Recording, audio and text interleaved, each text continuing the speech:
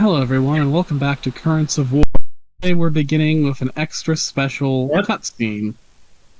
Sorry, what did I say? Fuck, did I? God damn it! I have two campaigns that are about war to an extent, and my brain keeps mixing up the names. Welcome back to Wake of the Red Death. Jesus Christ! Can we kill this one? Can we just restart the recording? No. Can we kill this one? Nope, let it ride. Gotta let it ride.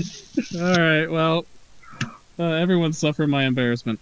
Welcome back to Wake of the Red Death. Yes, it's Wake of the Red Death, not Currents of War this time.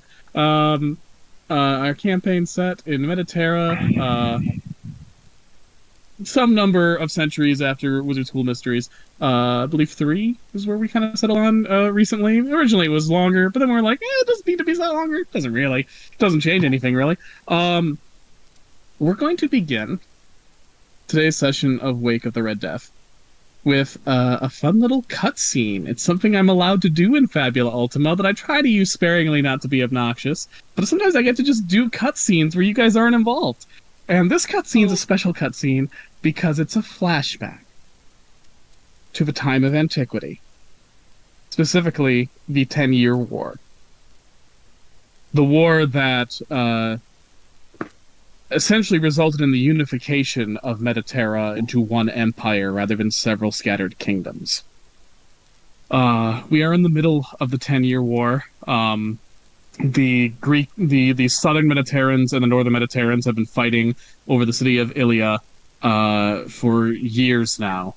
And worse, the gods themselves have taken part. At the moment, standing outside the ridiculously enormous walls of Ilia is Ares, god of war, clad in blood-soaked copper armor, as he gleefully swings his massive arms so that the clawed talons on the end can rend soldiers from southern Mediterra into bloody chunks with each swipe, cackling all the while at the sheer carnage he is inflicting upon the army, all while his lover Aphrodite, goddess of love, watches from the height of the wall of Ilia. And as he is slaughtering the troops of Southerners, a strange figure emerges from the crowd, clad in a dark cloak, which she immediately casts off to reveal her own copper-armored form, as she raises and grows from a human stature to that of a goddess. This is Pallas Athena, the goddess of war and wisdom. As she brandishes a spear, she calls out, "Ares! I challenge you!" Ares stops in the middle of his bloodshed and looks at Athena, cocking his head, and says, "Ah, sister, finally! A fair fight between us! We can see who is the true god of war!" To which Athena smirks. "A fair fight, Ares. Where's the wisdom in that?" At which point a massive hind with blue fur emerges from out of nowhere and kicks Ares in the face, knocking him off balance, giving Athena a very clear opening to run in and jab him with her spear. The hind shifts form into Artemis, goddess of the moon, and begins to pelt Ares with arrows, while Athena continues to slash and stab at him with her spear, spilling gallon after gallon of golden godly blood onto the sand outside Ilia. All while Ares struggles to regain his footing and Aphrodite shrieks in alarm at the sight of her lover being brutalized before her. As Athena stabs into Ares, she begins to berate him. Goddess of war, I am a goddess of wisdom, but these dull people can only think to use my art for your warfare. And if I am the goddess of wisdom, what does that make you, my opposite? The god of stupidity? All as Ares is slowly beaten to the point where he cannot actually stand, blood spilling out of his increasingly cracked and dented armor, and yet he refuses to give up. Aphrodite shouts, "Ares, retreat!" And he laughs. "This is but a scratch, my love. Ares, Leave the battlefield! But my love, if I quit, we will lose the day, and I promise to win for you. Ares, if you love me, you will retreat. At those words, Ares stops, looks at Athena as she continues to drive her spear into his side, looks at his lover, and explodes into a ball of fire that races into the heavens and off the battlefield. As Oh. Ares retreats and Aphrodite follows suit, the southern Mediterraneans all cheer in triumph, and their cheers quickly turn into jeering and insults at the cowardice of the supposedly brave god of war. Um, Athena, being a goddess, is then, somewhat against her will, able to see the full ramifications of her victory here.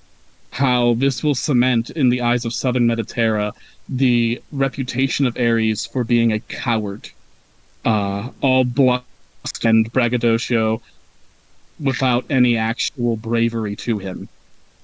A dull fool, a simple minded brute who is to be laughed at and scorned rather than respected and honored.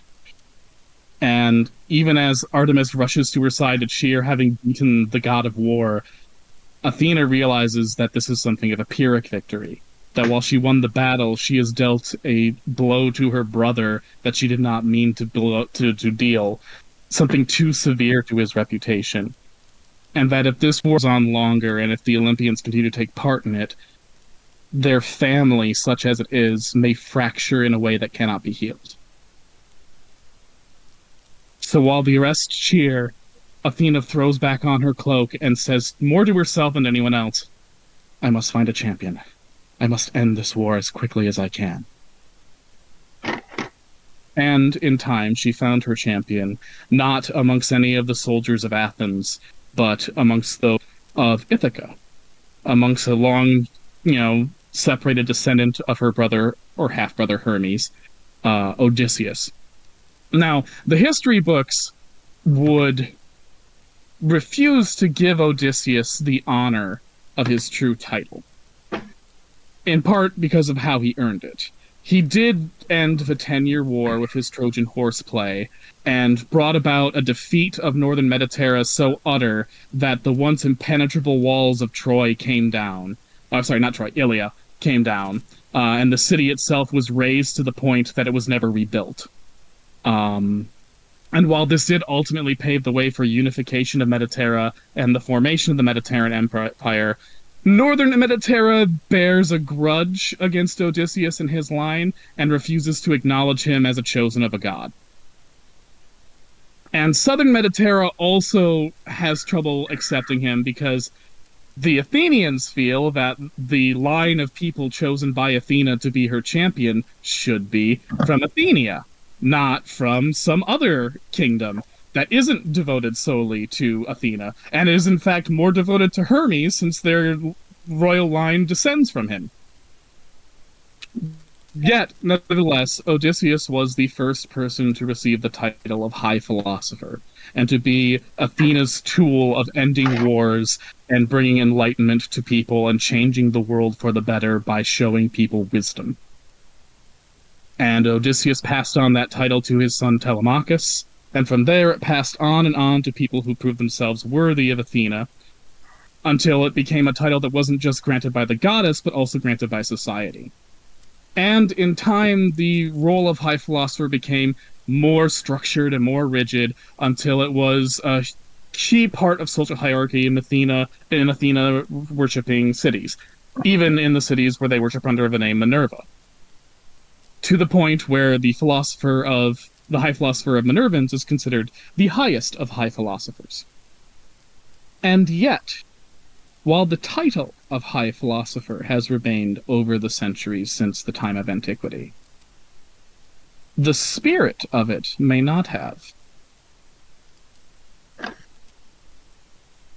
And that brings us back to today. You guys have been hard at work crafting a chimera to participate in the current High Philosopher of Minervans chimera baiting tournament. And you have brought your egg of this creature to the room that they have prepared for people to make the chimeras for the tournament. And as you bring it there, a wizardly looking man in all white robes rushes to your side and says, "Oh, Henry, Henry, Henry, why didn't you tell me? I insist on being here when they're born." And he watches as you place the egg in a little nest. What? We have no idea who this man is. You've never met or seen him before.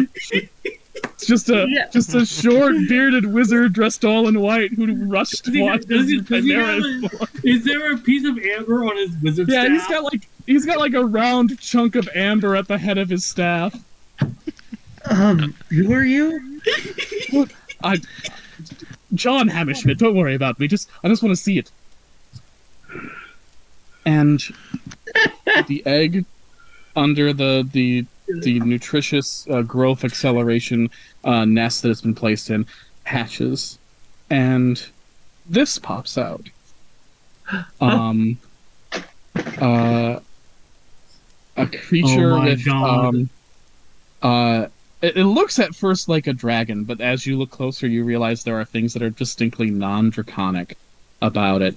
It has the overall head shape of a hooga, though it still does have a slight divot, not quite on the full-on dragon beak, but just a slight divot towards the tip of its jaws to show a fang, as well as large ears, which you think it'll eventually grow into, of a behemoth, a thick horn of alicorn that has the pearlescent, curly look of a unicorn horn, but the thick build of a behemoth horn, as well the two little knobby horns of a behemoth. Really big gills that, again, you think it'll probably grow into on the sides of its neck, next to its jowls. A big fish-like fin. Heavy carp-like scales. Two humps upon its back. Wings that seem to be made partly out of like the strange ribbed structure of dragon wings, and also partly out of the tentacles of a kraken. Ooh. The forelimbs of a behemoth, but with like one draconic toe, serving as sort of the thumb for each. The long hind limbs of a baby dragon, and a scaly tail that ends in three tips, like a cat of nine tails almost. It looks at you all and opens its mouth, and like a dozen writhing tentacles, like the feeder tentacles of a kraken from its mouth would be. What? And it has a kraken's eyes. Yeah, it opens its mouth, and it's got a bunch of writhing tongues. Has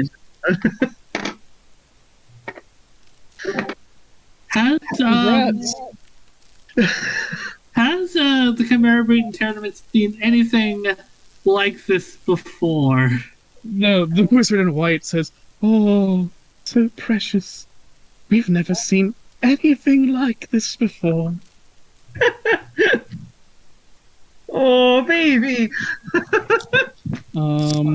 You're real. Yeah, this definitely. And if you check into the character sheets, you all should have a new one that you're able to play with. Oh, what do we got, guys? What are we naming the baby? Yes, I want to know what your name is. Delightful little creature. Gigi? He says as he does the Gucci Gucci. Yeah? I have a suggestion that's a throwback. Yeah? Tad Cooper. I love it. You're allowed to do whatever you want. It's your chimera. I built the character the character sheet for it. It is now under your control, theoretically. You guys get to edit it and improve upon it as you will. I mean, you don't get to really mess with the stats or anything, but you get to add like the name and the identity and the theme and all that. It's your group-controlled little monster. Oh, the name I would like to suggest is Strongus. I don't think he has the pissiness for Strongus. Yeah, I feel like he needs something to do with like the fucking. Look at the baby. The mouth. That is a Strongus. The mouth tentacles. The baby is a Strongus. He just grew into a bigger Strungle. God, I love him so much. Oh my god. Oh.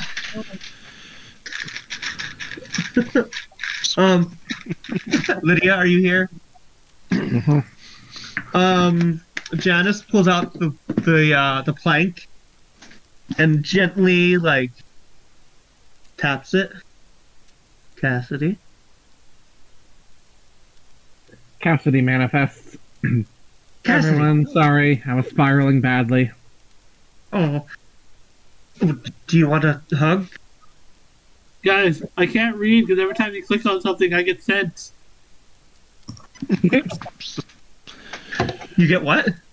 Thing is, since we're all controlling the sheet, whenever someone clicks, I'm like, oh, it looks equipment. If someone is, say, looking at classes, Oh yeah, or yeah. what have I have not clicked on the sheet for that exact reason. um, would you like a hug, Cassidy? Yeah. I will. Janice will wrap their arms around Cassidy and give them a. It's a tight squeeze, but like they're trying not to squeeze too tight. But you can. It's clear that they were worried. Cassidy is quiet, but you can tell she appreciates it. Oh, Cassidy, look, we've created a chimera. And motions towards the baby. You've created a dragon? No, they're all partly a dragon, but it's also partly a huga and a behemoth and a. It's a lot of things. It's got a lot of things. It's got Yeah. Kraken, it's got Scourge Dragon, it's got Amphithere, it's got an Odontotyrannus Behemoth, it's got a Unicorn, it's got Syrian Croin, all mixed together in a way that wasn't too chaotic, but also when each of you individually looks at the character sheet, you'll see is given it some somewhat OP abilities when mixed together. Yeah, I can see the fucking immunity to physical damage. So what you've missed while you were resting was Right. Rest. Minervans is yes, resting. Peacefully. Minervans is really fucked up. I mean, I could have. Oh my god. Oh my god, Cassidy. Puts hands on Cassidy's shoulders and looks her in the eyes. Oh my god. I have never been more furious at a man in my entire life. What happened? So, high philosopher, air quotes. Yeah. Turns out he is extremely disrespectful of women. Put it lightly. And, Okay. Immunity to water. Okay. there's, despite this being, Minervans, there has never been a lady high philosopher.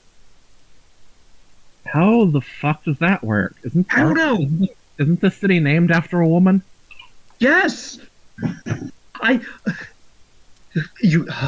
was so furious by the end of it. Well, I spoke to him. He thought I was a man. I guess I mean, he's not entirely wrong, but he's not right either, but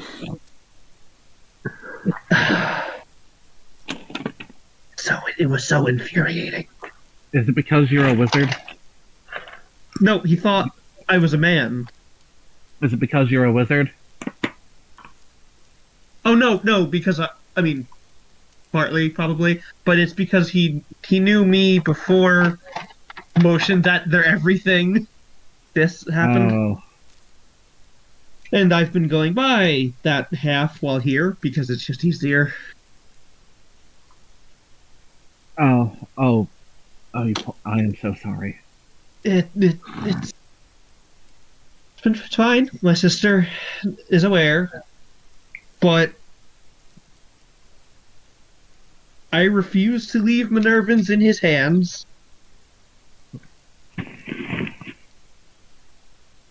And so we are going to win the Chimera baiting tournament and either talk to Minerva afterwards or lie and say we did and kick that motherfucker out of his position and start fixing this place. We're not still having this place isn't still having dead children lobbed at it, is it? No, you were there for that. Yeah, I We was. stopped that. So for that purpose, we have created a chimera. One that can incapacitate rather than kill, hopefully. So we can incapacitate the opponents that we come up against, and then win. And once it's over, the winner is supposed to see Minerva, but that has not happened in a long time. My hope is that, I mean, we spoke to Mars. That's got to count for something, right?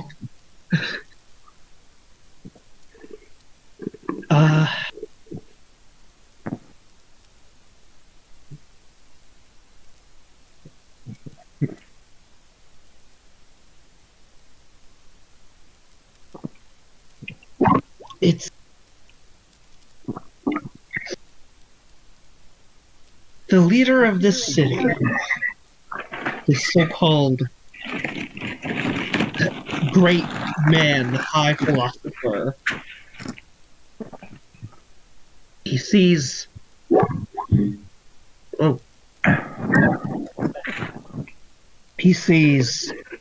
He's supposed to be the highest learned one here. Yet he only sees wisdom in his own reflection. That's not wisdom. That's not what Minerva stands for. Also, he's apparently a raging misogynist. Also that. I didn't realize it. A trans-inclusionary radical misogynist. Yes, trans-inclusionary radical misogynist. Yes. Oh, well, okay. At least there's that. He. Let me tell you, Janice, there is nothing worse than benefiting from male privilege, no matter when you try to shove it down someone else's throat.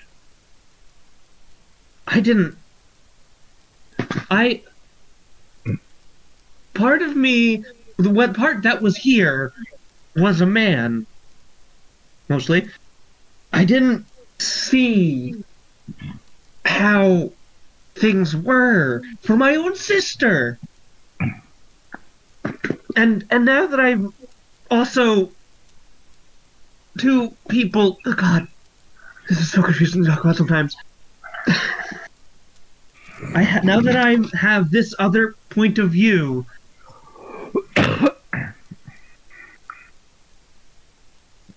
I see what I didn't before, and it disgusts me. Yeah, it's like that. Also, while you were resting, I may have picked up an apprentice. I wasn't there for that. It was while you were resting. I ran into they're not called Drider. Oh God. Arachnes? Okay, I ran into an arachne who was trying to study magic, but apparently Chimera are not allowed to study magic at all.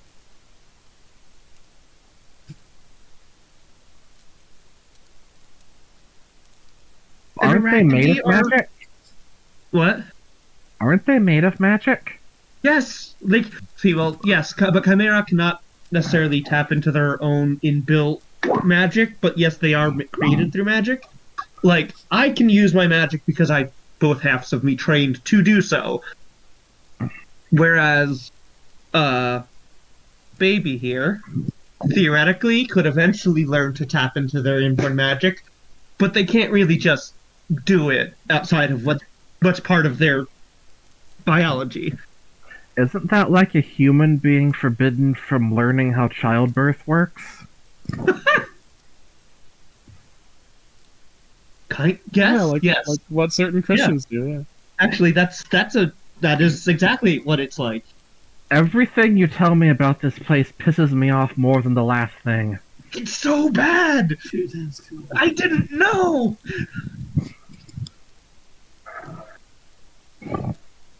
I didn't know. Cassidy, it's infuriating. Maybe I'm lucky I had my doom spiral when I did. This would have just made it worse. Aw. The hug gets tight again. So is this added defense already factored in TT, or is that not in yet? Yeah. I tried to make sure all the stat stuff was done for you. So, pulls Cassidy over with the others and the baby. Because 14 seems a bit low for this thing. It is pretty chunky, though. This is what we've created, Cassidy. Let me check to make sure everything's making sense. You created a dragon. Okay, it's part dragon, part Huga. Because I thought Huga would be very important, because Huga are generally better natured than dragon. And dragon and Huga are relatives, so using dragon parts would theoretically go good with Huga. But we also put in, oh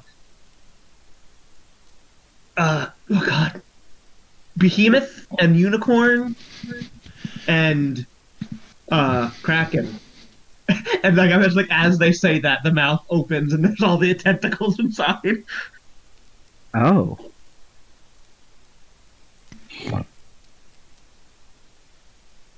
So you created something that's part dragon, and then part two other kinds of dragon, and then part squid.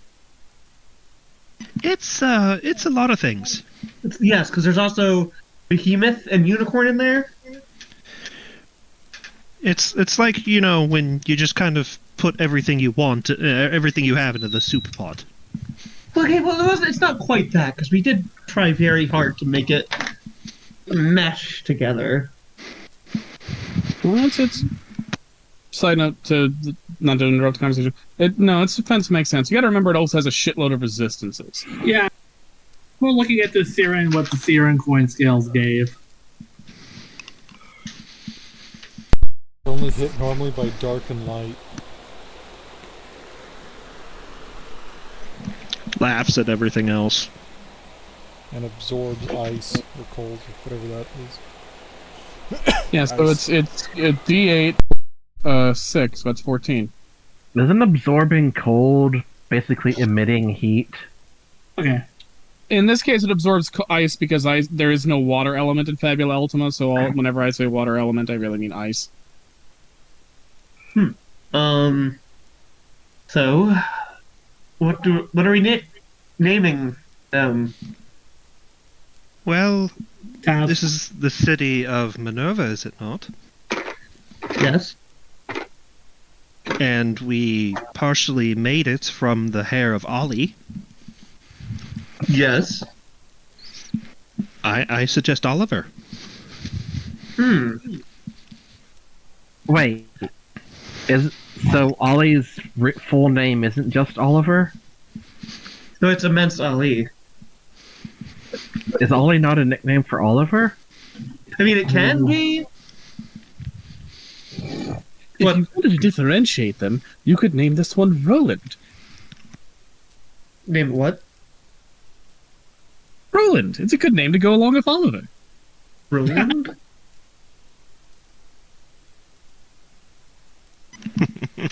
I don't get it. It's a not mythology reference. It's a reference to the Song of Roland, a medieval ballad. Oh. Oliver the Paladin. Mm-hmm.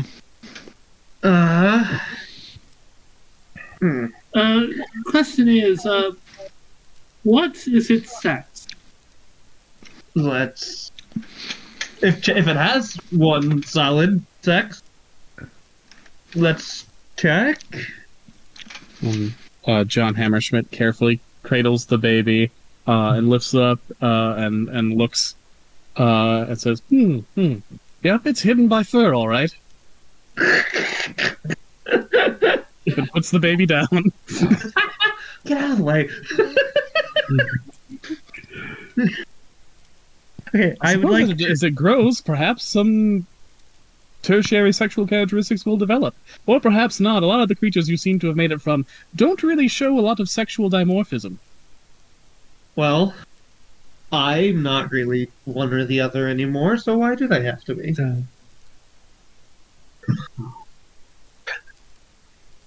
Tentacles. Tentacles.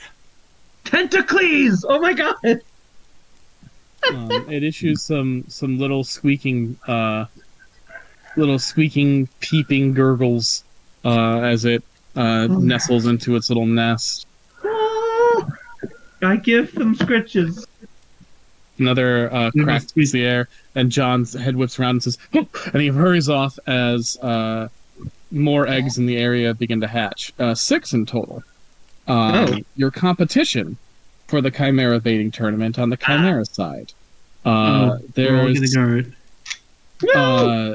a serpent, a creature that looks at first like some sort of feline, but as it moves, you realize there's some very serpentine aspects to its anatomy beneath the skin. And a mouth full of triangular shark-like teeth. There's a creature with the head of a bull, the upper body of a human, which at the waist grows into the body of a bull/horse. Another creature that has the head and forelimbs of a lion and the wings and hind limbs of an eagle. A creature that looks to be some sort of amphibious kraken, with a hard armored carapace, unlike those of normal swamp krakens. And then the mouth that covers the inner roots, the inner tentacles of the kraken, splits open and reveals a vaguely humanoid feeding apparatus with eyes attached to it and feeler tentacles draping off of its head like hair. I didn't know I was in this game.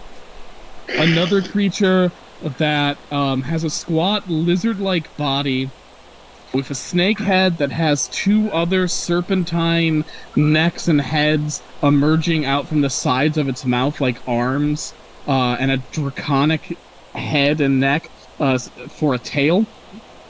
And finally, a creature with the face of a woman, the body of an owl, that at the leg part terminates in the body of a large spider. Panda monster. Yeah, you're panda and Christina, so it's 2 of the things that also said. Not 2, 3. Yeah. 3. Women, owl, spider. Women. And John Hammerschmidt nods and says, "That's 7 chimeras in total? So we'll need 7 warriors to sign up. Now, we already have 1. 2, sir. What, Henry? 2, sir. And there are, in fact, 2 warriors currently signed up on the warrior side of the tournament. Okay. The baiters, if you will. The masters of baiting. Who are those 2 God damn it. individuals? Well, Do we recognize? you've already seen you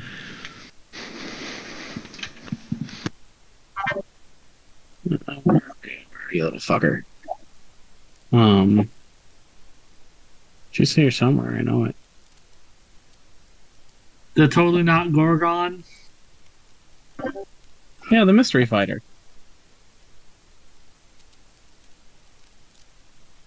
And there's yes. another mystery entrant on the docket.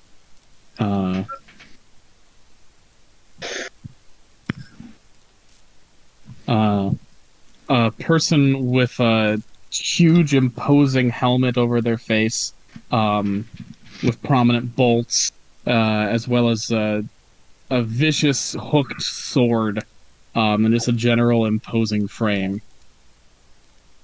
Given that the sprite is compacted down, he looks tiny, I dubbed these Squatocles because he's short. That's funny. He's actually like 8 feet tall, so yes, we'll call him Squaticles now. It's just the SD nature of the sprite. And that leaves room for 5 more baiters. Wait a minute. Wait a minute. 3, 4, 5. Wait a minute! Oh, so it is exactly, there's a slot for each of us. Yeah. Ah, Well, if we want to control the tournament and try to minimize harm, this is how we do it. Especially if it ends up being a battle royale instead of an actual tier thing. oh. Oh. Side with our Chimera, just you kicks off everything out. Oh. There is a wide goblin smile, and the smile clearly says, if you have the opportunity, cheat. Cheat like a bastard. So are we just gonna, like, all sign up to participate and take dives?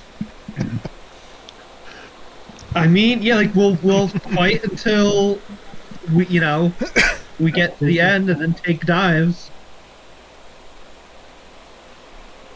At least put a show How on. exactly does the tournament progression work? Normal Chimera baiting tournaments are 1 baiter versus 1 Chimera.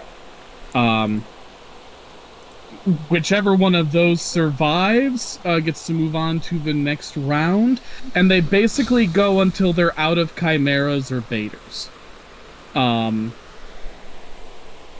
So like, if there's like 3 baiters left and 1 chimera, then join forces against that chimera for glory. It becomes a team battle in that sense. But it's otherwise always 1 baiter versus 1 chimera. Mm-hmm. And how is it determined who is the ultimate victor? Basically, any humans that survive the tournament, they're the winner. If a chimera manages to kill all of the humans, it wins, and then they have to figure out what they're doing with it. If multiple chimeras manage to survive the whole tournament, they'll probably have them have a pit fight with each other until one emerges a victor or they both die. And we are aiming to not let anything die. I thought if the Chimera wins, then the Chimera's patron is the winner. Oh yeah, like if the chimera, like the better the chimeras do in this particular case. Like normally chimera baiting tournaments are more about the baiters in question, but Minervans is specifically doing it to basically product test. Show off your prototype, and the best one gets like a big grant as well as a victory. So if your chimera lasts the longest, if it defeats the most enemies, and especially if it manages to survive with no enemies left standing, it's obviously the victor. Okay, gotcha.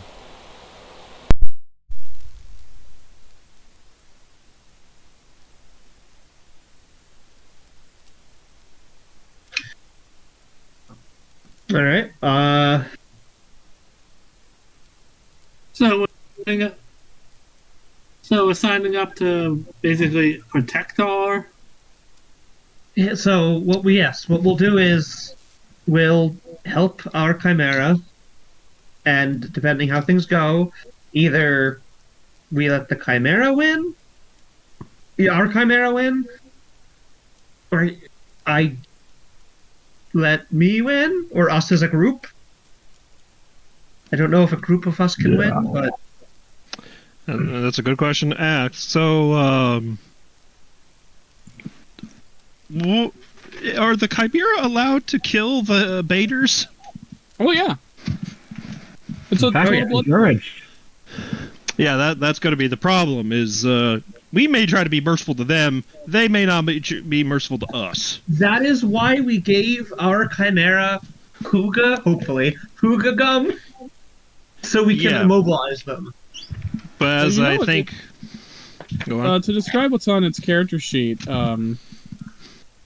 its classes. It has maxed out the class Serpent Chimera with the following three skills: Hooga Spit level 3, Dragon Hey. Fire level 5, and Dragon Drool level 2, as well as the heroic skill Elemental Mastery. Um, it has 6 levels of Beast Chimera, including Alicorn Healing and Tremor Sense.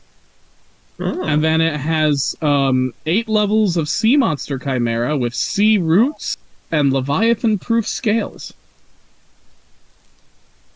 The Sea Roots gives it immediate water absorption, which is ooh.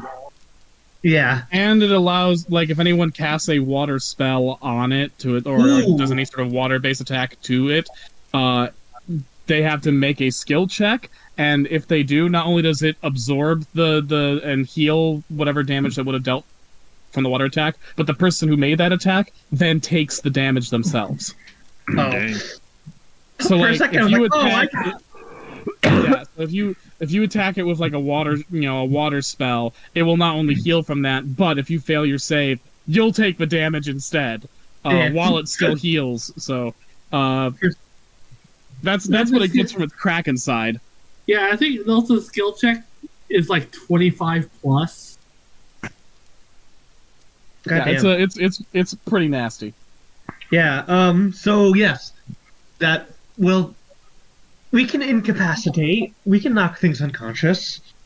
That would constitute a loss, right, TT? Yeah. Yeah. We can knock them unconscious. We might need to rough them up, but we can knock them unconscious. Our Chimera here, we still need to name, can immobilize them with Hooga Venom. Yes, we might need to injure some to weaken them to that point first. But we're going into this with the goal of seeing Minerva. I'm still feeling tentacles. I like where you're going with that. Like is gonna go with Tad. Go with what? Tad Cooper. Tad. Why? What's Tad Cooper? I don't understand. In Gallivant, in in Gallivant, in season 2, King Richard trades all the group's money for what he is told is a baby dragon, and then reveals it to Gallivant himself, and it's a little bearded dragon, Oh, and he names it Tad Cooper. And everyone tells him it's just a lizard and it's not a real dragon. But he constantly fawns on Tad Cooper. It says Tad Cooper's going to be great. And it's clearly projecting his own fears that he'll never amount to something onto the dragon by trying to reassure it that it will amount to something and be great and be a spectacular fire-breathing dragon. And in the climax of season 2, the evil wizard Wormwood slaps Tad Cooper out of Richard's hands, and when Tad Cooper falls on the ground, he closes his eyes and looks like he's dead. And Richard actually does some actual kingly shit and kills Wormwood's ass, and then Tad Cooper's alive, and it's great. And at the very end of the show, the last stinger of the last episode is Richard at a castle, with his wife Roberta.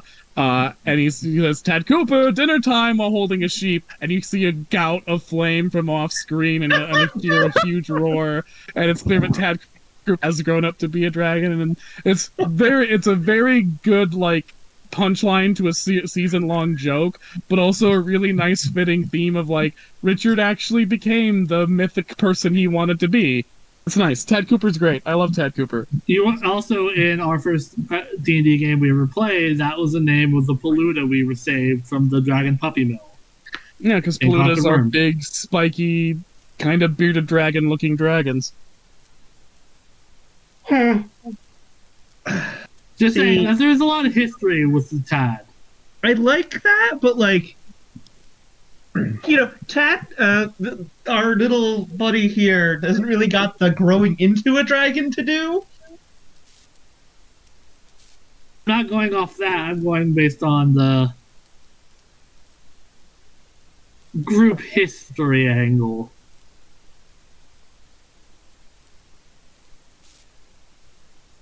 What do you think, gang? I was not here for that. Nor I. This little creature should be his own thing. Yeah. Like, it's a good little joke, but like, Anyway, I've already assigned nicknames to all the other Chimera. You have? Yeah. Oh, all right. What are they? That one's Kaz, and that one's Tartar, and that one's Peter, and that one's Squidia, and that one's Quickstrike, and that one's Pandera.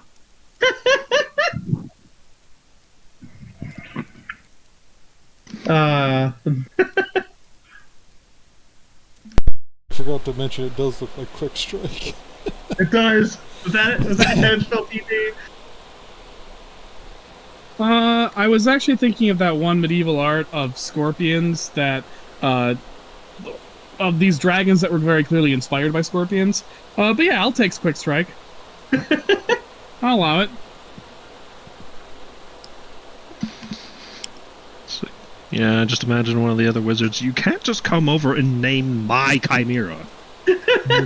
What, are you gonna tell the What are you ghost? gonna name it? Why, Yeah, they're you- gonna name everything. Number 1, number 2, number 3, number 4. Look, you don't give them names because you're not going to get attached to them. You don't give them. Oh, You don't give them. but I names, already have. You give them brands. Yeah, this one's Nike, this one's Pepsi, this one's... Oh my god. Invoking the name of Nike here would be a little just a little bit of hubris, just a little. I mean, Goddess this of is victory and all Minerva's. that.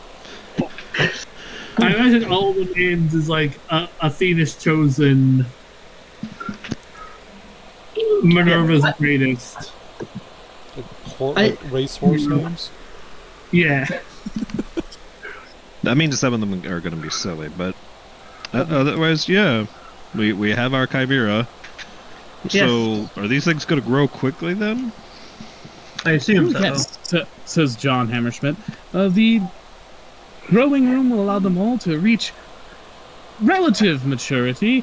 He looks at yours like, we might want to keep that one at just the start of maturity, because looks like there's some Scourge Dragon in there, and that could be enormous. And there's definitely some Behemoth, so that's best to keep that one. Best to keep that one not fully grown. So we've raised a mountain And range, the is what you're Kraken. saying. Yes.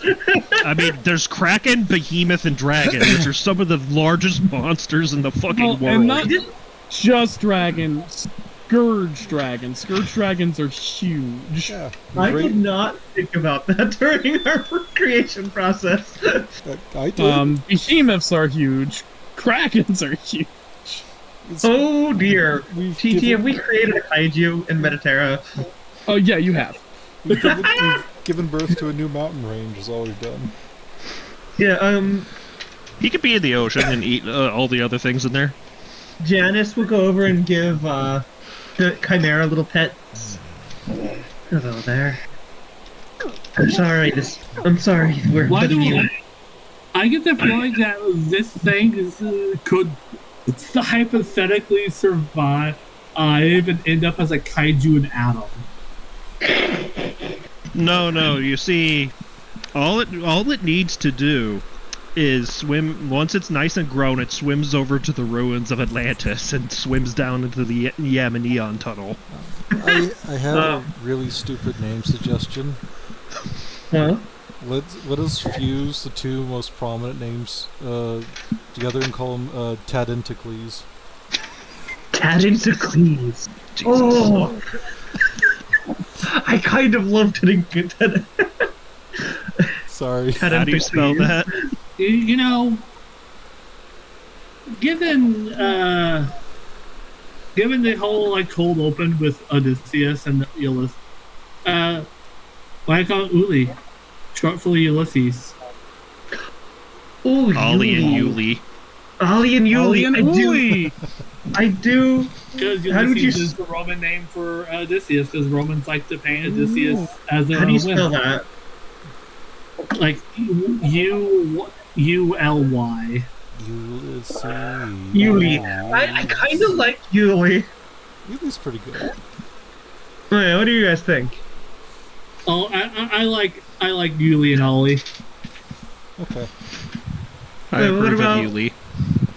Lydia? You could still call him Tentacles. Tentacles. Yuli? His name is Yuli Yuli Tentacles. Tentacles. Yeah? Please. Lydia? Tentacles. Did you go somewhere, Lydia? If you all are married to Yuli, I won't argue. I already named the other 7. Look at what Yuli Tentacles and Immense Ali. They both have extra descriptive parts of their names. Yuli. You need to write down the names for the other 7, Lydia, so we can have them for reference. Even dumber answers Ulysses. Yuli Tentacles. I like. Ulysses S. Grantacles. Jesus Christ. Shoot this No. man. Yuli Tentacles.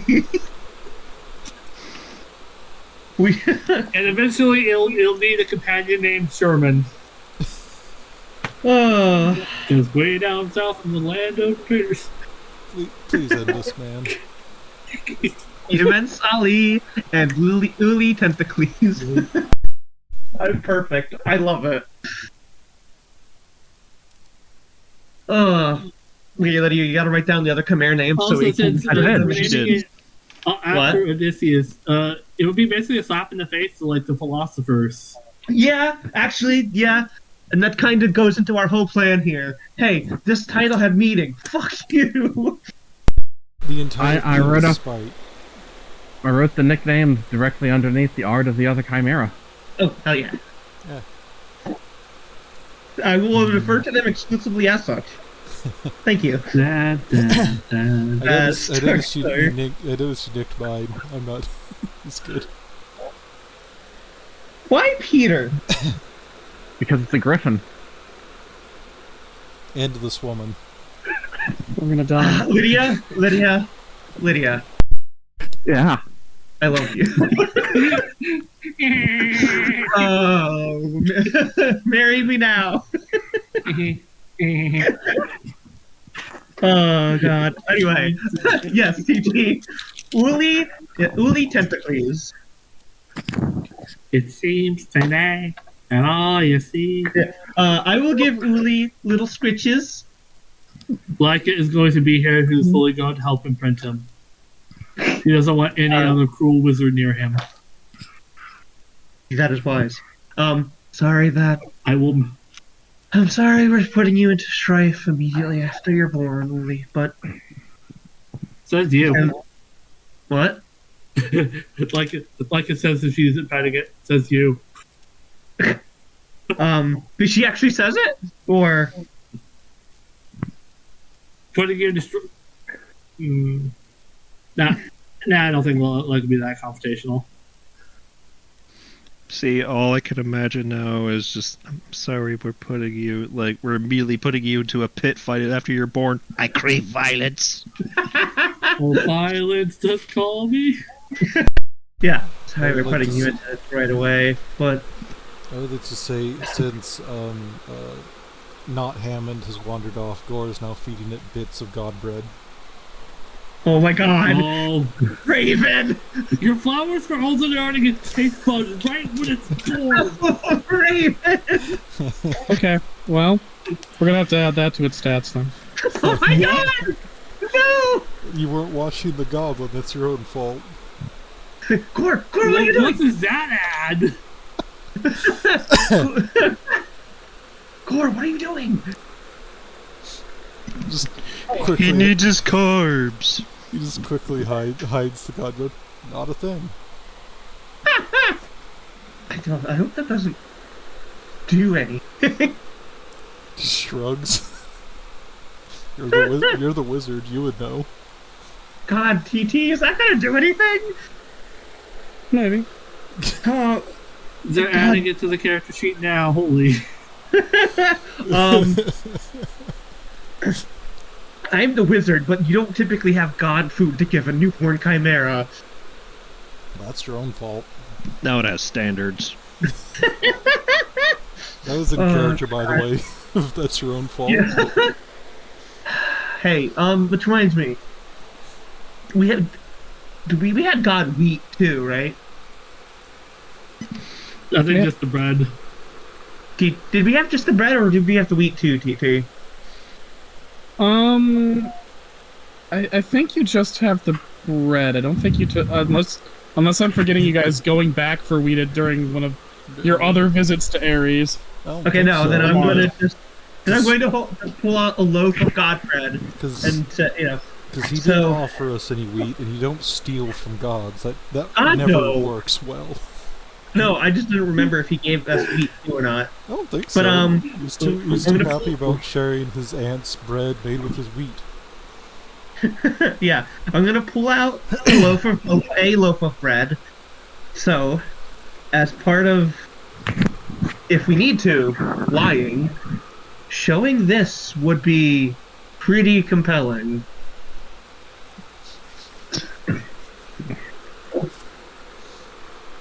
Are we okay with this plan? Winning until it's just our chimera or me left? Well, as I'm understanding it, it's 1-on-1 for each fight. It could also be a free-for-all. We don't know yet. Yeah. I have no problem with faking a dive. So are we trying to non-lethally beat the Chimera, or take a dive, or what? I am not following. We want to make sure either Uli Tentacles wins or I win. And we want to spill as little blood as possible. Yeah. Either we being want to that take of them people out. or that of monster. Yeah. We want to take the others out non-lethally and make sure, Remind me, are we able to declare our attacks non-lethal? TT? No? No. But like you are allowed to determine like the end result of a battle, like lethality wise. Like generally that's up to the DM's discretion, but like you can say that you're not aiming to kill, and I'll respect that. Okay. As long as we're not doing something. If we roll too high on damage, it might kill them anyway, I imagine. Yeah, I think there are some things where circumstances wise, it's like, yeah, there's no way that didn't fucking murder that person. Yeah, setting them on fire. Dragon breath on like a guy at like 10 HP. Like, if you summon Meteor against a 3-year-old kid, I'm sorry, you can say you're doing it non-lethally. I don't think there's a non-lethal end to that situation, you know? Clearly you're not a good enough wizard if you can't. I am a healer. I'm a healer, but... You have the hands of a healer. Yeah, so... If you think you can't non-lethally hit a village with a meteor, you're not a good enough wizard. Sir, you have killed so many people. No, I didn't. No one's Nothing around that to can say be I proved. did. Nothing that can be proved in court. Yeah, so... In the court in the crater? Yes. So, okay. Our plan is to fight with the end goal of Uli or me being the last one standing. And then winning an audience with Minerva. If Uli wins, I imagine we would all get that potential. I'm not sure, but if that is how that goes, that's also fine. And then if we do see her, that'll do itself. If we don't, we'll lie and say this god bread is from her. And I just have one concern. What's that? If all of us are signing up and we all get into separate fights, I mean, I could probably hit them with a stick very hard, but I'm not like the rest of you. I can't suck the life out of somebody or have a I'm not good with a sword. I mean, I can't suck the life out of anybody. You're a wizard!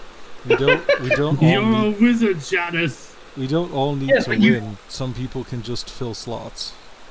Yes, if you want to throw a fight with someone you think will kill you, that is entirely fine.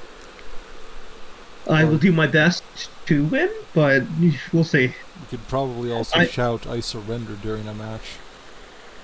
Yeah, Chimera typically won't because I don't imagine they'll teach them to. But we should, if once Uli is old enough to understand, we should make it clear that if they are afraid of dying, that they are entirely allowed to quit. Well, I mean, the thing is, rule-wise, no, they're not. The Chimeras are in this to the death. Oh, Mm-hmm. I was meaning mainly for probably the human peoples can say "I surrender" and jump into the stands. yes. If you are worried, Alex, you can surrender and flee. There's no shame in that. Or just bail. You don't have to tell them anything.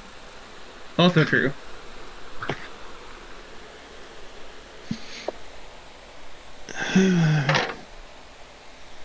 Puts a hand on your shoulder. You alright, Al? I'm gonna feel this in the morning, I just know it. Aw.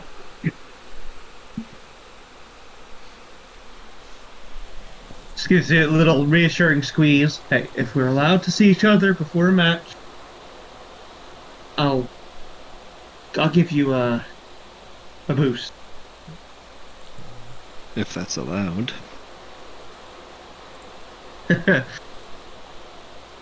It's not always wise to follow the rules to the letter, Alex. Whatever you say, you're the local. In the words of Minerva, a fair fight is not wise. Oh boy. Well, I'm glad that our little prequel moment had some weight for us. Yeah. Alright. In his head, he's not voicing this loud, but in his head, it's like, what am I gonna do to a chimera? Bad talk it? Make it feel bad? Yes! If you match up against that one over there that's made out of two sentient beings, maybe. Oh god. I'm supposed to That's- shame it to death.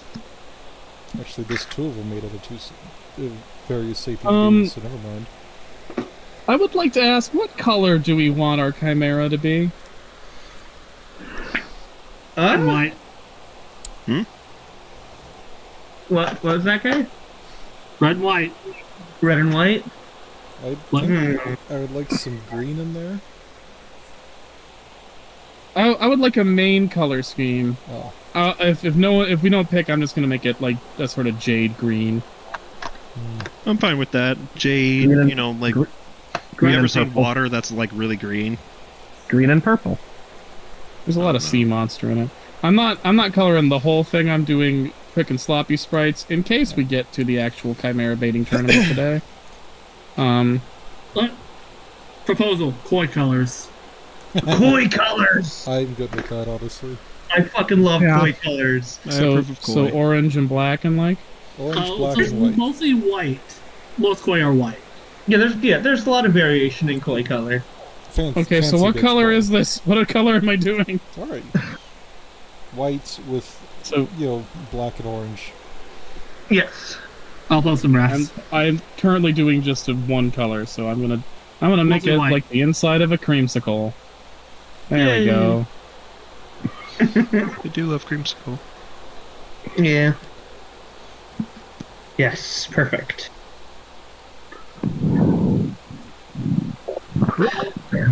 Alright, hey there, Uli. I posted a bunch of fish. Yes. Okay, well I already colored it, so we're good. But if anyone wants to ink and color these sprites, I would not be opposed to helping me out. Looks down at my useless hair.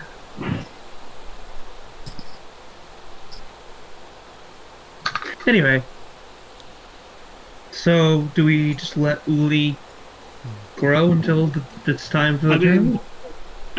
Yes, I'll Leica take care of it here in the incubation chamber, and all is the other going to stay chimeras. behind and make sure it's raised right.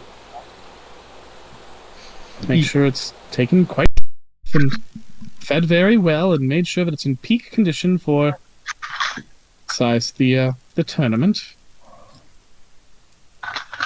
Who are you?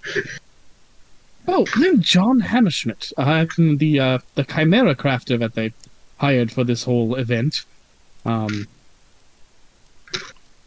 you alright with all this?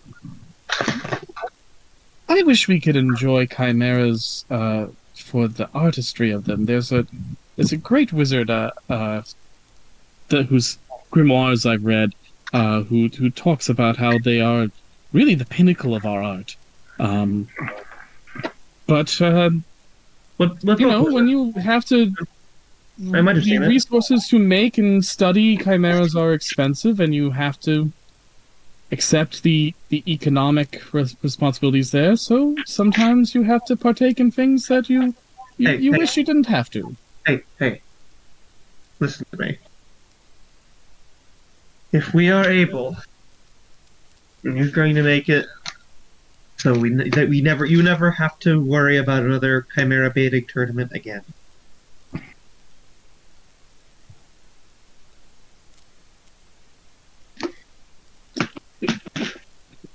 How?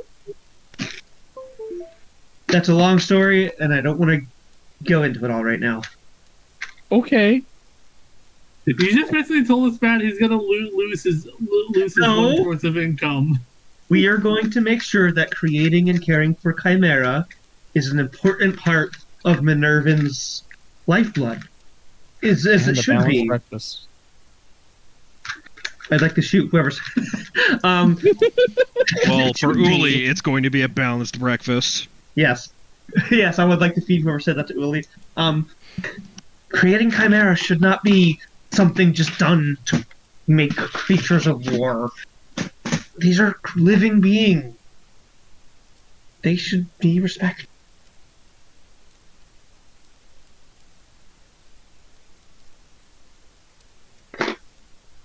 He nods and then feeds your chimera more crackers.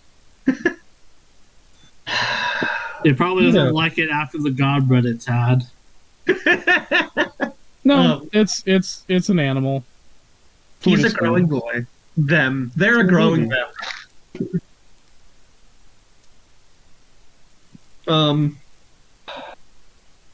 You've been doing this for a while, I assume?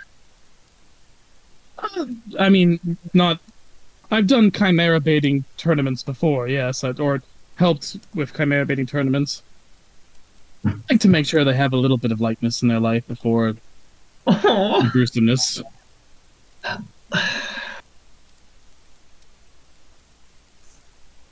don't suppose you hate women, do you? What the? No. Oh, thank God. I mean, well, thank Minerva. What the hell? That's not something you ask a stranger.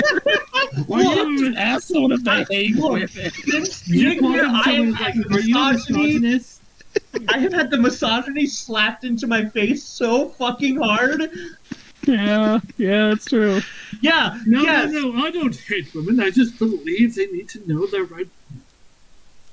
I love women when they do Do that you know the job. high philosopher?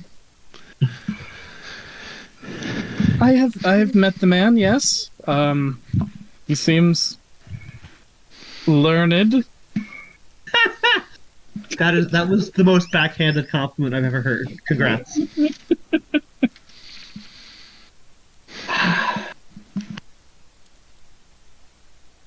It's just I got my degree at the AM, so there are some things about Mediterranean approach to magic that I find very backwards. I would be happy to hear that. I would be happy to hear your opinion on that. But later, as we are obviously getting ready. Like his favorite chimera or basilisk towns. Adorable. Look for.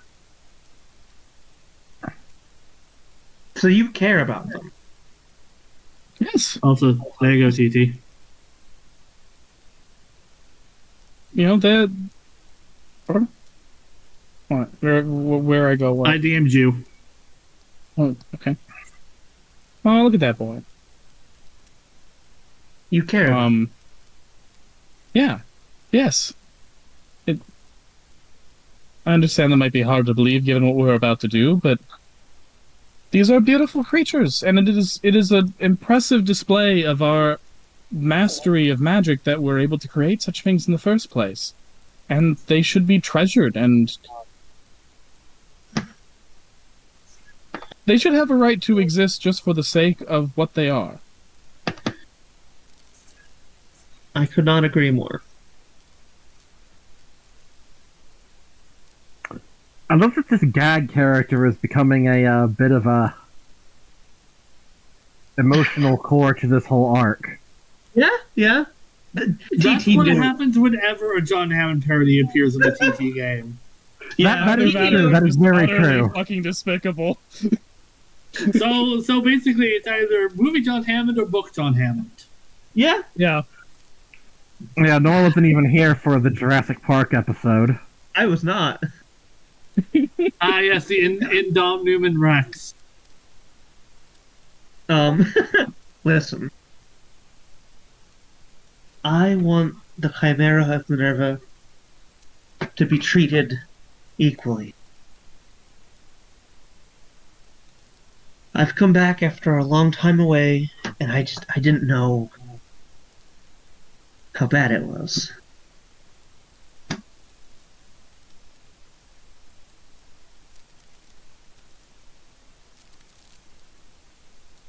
It's it is unfortunately to be expected. Well, it shouldn't be.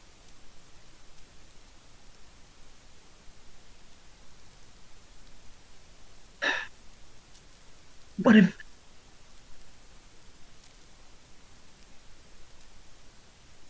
What if there was a human who was turned into a chimera, against their will, unknowingly? Does that automatically denigrate them? Well, you know, outside of Mediterra, not necessarily, but it certainly does seem to work that way here. Well... Is it just us in here? Like, I mean, us, he's got a couple of assistants. Yeah, and I imagine all the other wizards who've made their chimeras are present. I don't know if they are, though. They don't... They actually aren't. You guys are the only ones who, like, have stayed to watch your baby be born. They might poke their heads in just to see how the growing is going, though. Yeah. That's why I was able to name them all without protest. Yes. Oh god, I just realized that all these chimera are like Doofenshmirtz Oh born, my and neither God. parent showed up. Pull him away from his assistants and stuff a little bit. And remove their mask. Meanwhile, Leica has snuck in a copy of Das Kapital to all the other Chimera to fill their heads with seditious thought.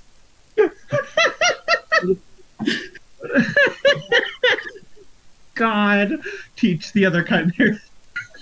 Revolution. God. Yeah, pulls off their mask. I am such a human who was forcibly turned into a chimera.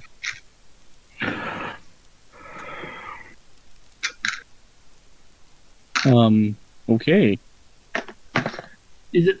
Your secret's safe with me?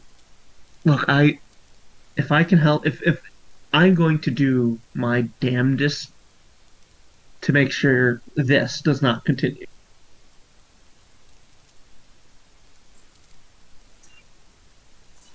I agree with you completely. They're beautiful creatures. They deserve to just get to live.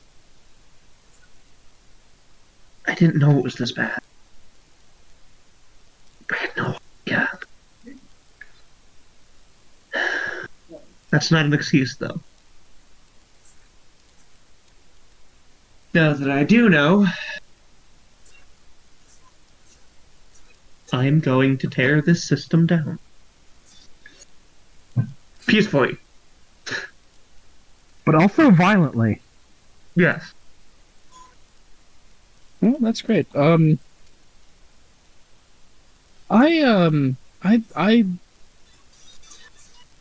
plan is once this is over and I've made a good amount of money is to head back home. I come from Englesex, so I got sort of trapped here during the plague, and it's been a time. I entirely understand, Doctor, during the plague. But oh dear God. But if you ever find yourself over in Englesex, look up the town of Summerlee. I have a small estate there, and would be happy for your company. And you could see some of the creatures I created there if my friends are correct and they're still alive. I would love to. Oh, would you like to meet my personal companion? Sure. Chitters! TT, how close to Summerlee is where Leica lives, assuming that? Well, where does Leica live in She lives in Anglesex, Bretons, but like never really established specifically. Well, we'll figure that out. I can actually I can show you the not really accurate map I've made of Anglesex as a whole, or Bretons as a whole. And you can sort of pick a town from there, or pick a general spot for her town to be from. I'm just gonna put that. It's not really campaign one thing though, is it? I'm just gonna put it in the general shit talk. So yeah, you can figure that out.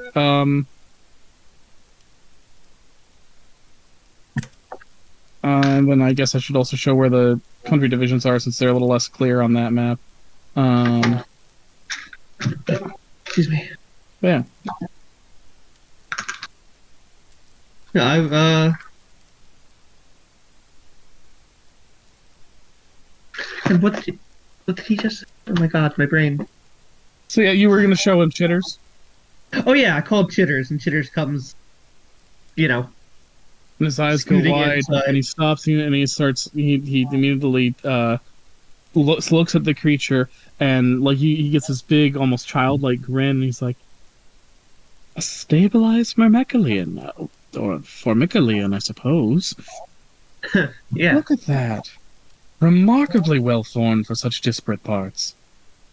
It was not... They were not like that at the start. We had to synthesize a solution to their... Also, unfortunate issue. I'm sorry if you guys all heard like a weird like pilot droning sound. There was a bird outside my window going. Oh, So if that's what you heard, that was that fucking bird. gotcha. Yeah, we had to save them. They were not well when we first found them. And they give Chitters some squitches. Remarkable. You're clearly a skilled chimera crafter. Be careful; they might try to give you a permanent version of my position. Well, I'm not a chimera crafter. This Uli is my first. I am a chimera, so I guess I have a different perspective than most. Yeah.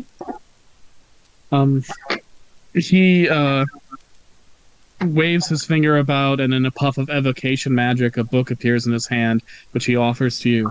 If you ever wish to research more into the subject, I can't recommend this highly enough. I take it. And you see, translated into Mediterranean via magic runes, is a grimoire that says, Chimera crafting, the art and beauty of magic's most supreme Application. Yeah, Authored by? that's better. Authored by Rodrigo Cervantes. Is that a character from Mystical Mysteries? Yes. Yeah, maybe. Maybe. See, I was expecting Barbarant. No, someone else has Barbarant's grimoire, as the presence of a hunting beast might notice. Mm-hmm. Thank you. I appreciate this. Wish us luck. Look. May you all make it out okay, he says, looking especially at the baby. Yeah. I can meanwhile teaching it Das Kapital. See, you're This gonna make guy- it not obey any of our commands. This is how you rebel against the government. As Everybody's- you chatter at it about Marx's philosophy and a wonderful anachronism for a vaguely medieval fantasy land, it stares at you blankly with its squid eyes, and occasionally stops to nibble on some cracker crumbs. Oh, Like, I'm not being serious, but Yeah, I know. that was a joke. baby. after the Grinch fiasco, I'm never not sure what's going to be taken seriously. We did just have several very deep conversations with a character that initially was just there for a Jurassic Park joke. Yeah, you know what happens when you do one of these characters, TT. I don't know what's going to start as a joke. It becomes a serious setting-defining character that will alter the course of the entire campaign forever. No one I ever am not- does in a TTRPG. That's the thing. Exactly. So I have to clarify. Oh, I wasn't being serious. You never know when Blorbo's gonna end up being like a key figure. No one ever knows in a TTRPG, and especially not in a TTRPG. I was gonna say the same joke. Same brain. I think you're just gonna have a silly gag with a wild Jason Voorhees taking home groceries, and instead he becomes like the party's like adopted son. That affects a novel that you write years later. Yeah. Me, I love it. Yeah. Thank you, TT. I love the way you DM. Thank you. Yeah. Hopefully I get to visit you there one day. Thank you for the book. He smiles and goes about taking care of the other babies. Oh. Now we'll rejoin the others. How's Uli doing? It's a remarkably healthy baby. Oh. In fact, too healthy. We have to put him down. Before he gets I too will- powerful. I will kill you. Not if Uli kills you. Uli can kill me all they want to.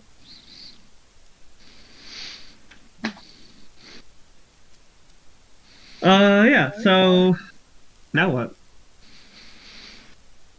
Well, first of all, you guys have to officially enlist. Yep. Yeah.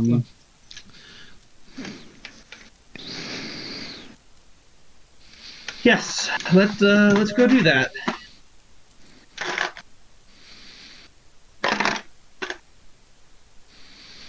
Yep. All right. You guys go to the mercenary hall. Sign up's pretty easy. There's only 2 other names on there. And by names, it's literally Mystery Fighter 1 and Mystery Fighter 2. Of course it is. Frustratingly.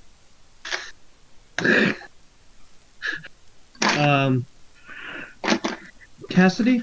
Do you want me to just write Cassidy or? May as well. Question though about Cassidy. Hmm? How far can you go from the board? Was that ever really established? I don't know that we've really You, 'Cause- you kind of have to take the board with you everywhere for Cassie to manifest. Yes, I'm just wondering how that's going to work. Like, is someone allowed to come and place the board down? Just yeet the board from the stands. Literally, so long as one of you is carrying the board, Cassidy can manifest like nearby you. And this is not D&D, so you don't have to worry about like, Positioning. logistics of like, yeah. It should be fine as Janice long just as puts Cassie's board on a ballista and fires it into the arena. it should be fine as long as one of us is standing near, holding her board. So Well, my how's the concern- format of the arena going to be this year? What was that, Leica? Like is asking the sign-up sheet person. Is it going to be a standard tourney, a battle royale, or The person at the sign up sheet looks around and looks like, okay, I shouldn't tell you this, but you guys are pretty great, so I'm gonna spoil it. Battle Royale. nice, nice? Like it says that she slides him a few gold. Oh, okay. Yeah. Yeah. All right. So Hmm. thanks for the tip. You're welcome. Thanks for Like- the money, I guess. Leica comes back over. Janice just looking at her. You just bribed that man? No, they gave me the information for free, but I decided to be a good sport and pay them for the tip anyways. Pat grabs Hope, puts a hand on your shoulder. Like the way you think, Leica. Yeah, Alex Anyways, is it's over gonna be a there battle with- royale.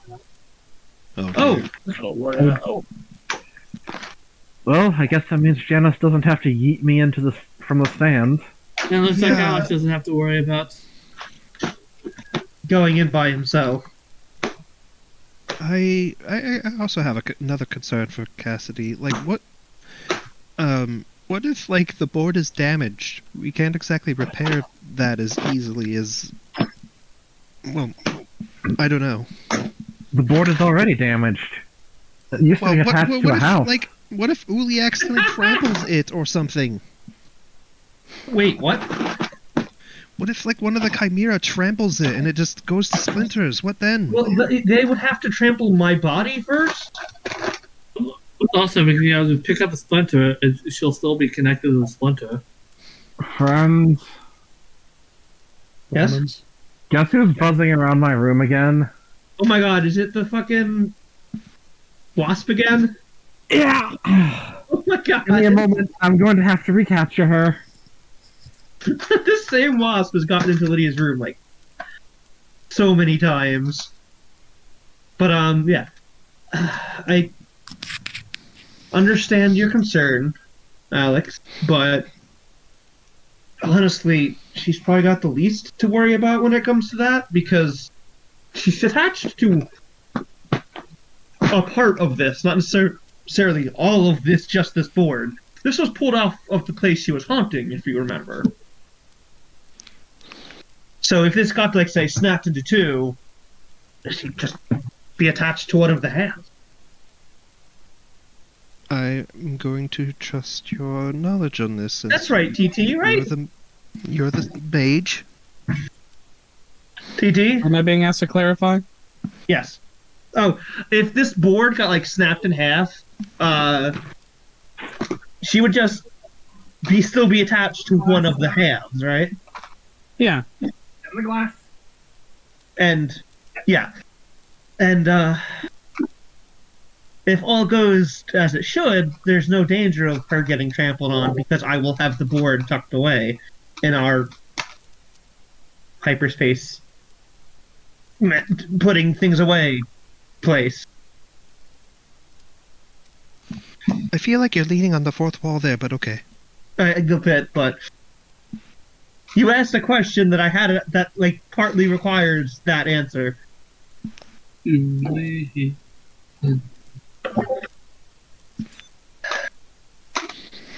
So yeah, you're right to be worried, though, Alex. We're going to need to be very careful going into this. We aren't aiming to kill anybody, but they are, without a doubt. So, what sort of you've had a gold bread. Do you think that might have any after effects? See, normally I'd say probably not, because it's just food that, we fed the baby after they were born. But, for one, they are a very mixed chimera. Two, that was god bread? So I'm not entirely sure.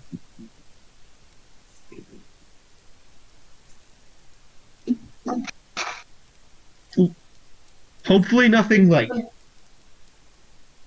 bad happens. What? Tries very hard not to give Thor a side eye.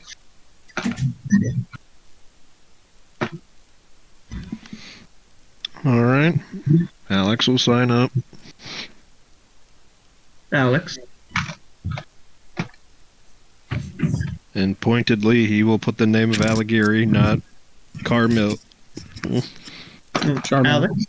Charmel. Okay. You got Sorry her about out, that. Lydia? Yep.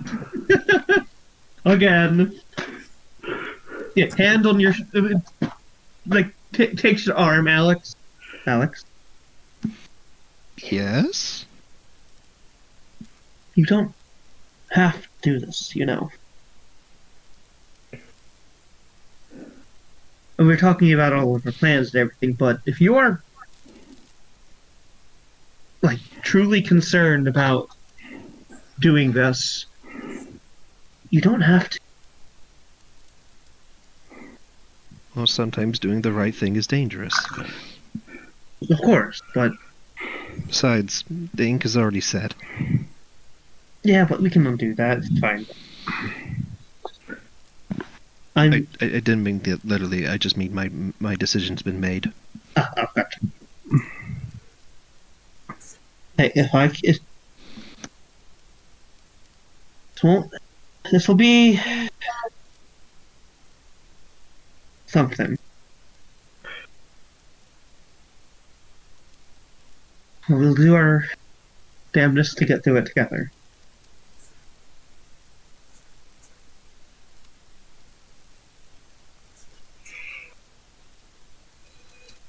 So I think before we get into that, we should take some time to just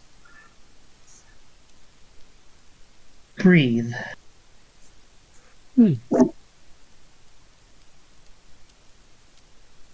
Hopefully nothing unprecedented, unpredictable happens, thanks to the whims of the capricious god. Alex, I will slap you upside the head. Oh, that he didn't say that. I know. He's supposed to be an optimist. I think if you'd like to, Cassidy, I could introduce you to Gwendolyn. That would be nice. I did tell her that, you were around. She obviously hasn't gotten the chance to actually meet you proper yet, but she knows you're existing. You mentioned that you had a ghost.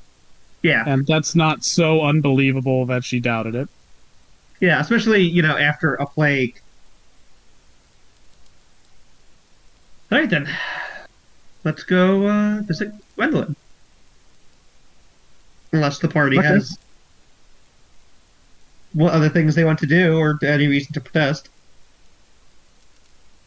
I don't got nothing. Alrighty. To Gwendolyn!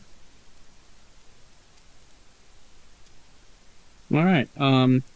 You left her with Beatrice, who is officially pretending that Gwendolyn is merely essentially a maid, but is also secretly spending every minute she can helping Gwendolyn research magic. And back Yes. this way.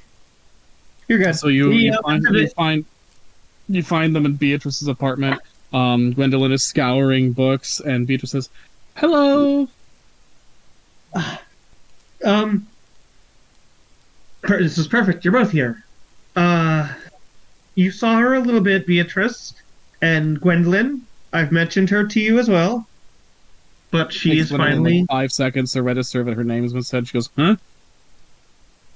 your teacher is here. Hello." Oh shit! Sorry." She starts closing books and gets out of her little workspace. She's a wizard. She was reading. That's a Yeah. sacred time. Yeah. No, it's fine, Gwendolyn. I entirely understand. But I want to introduce you to Cassidy.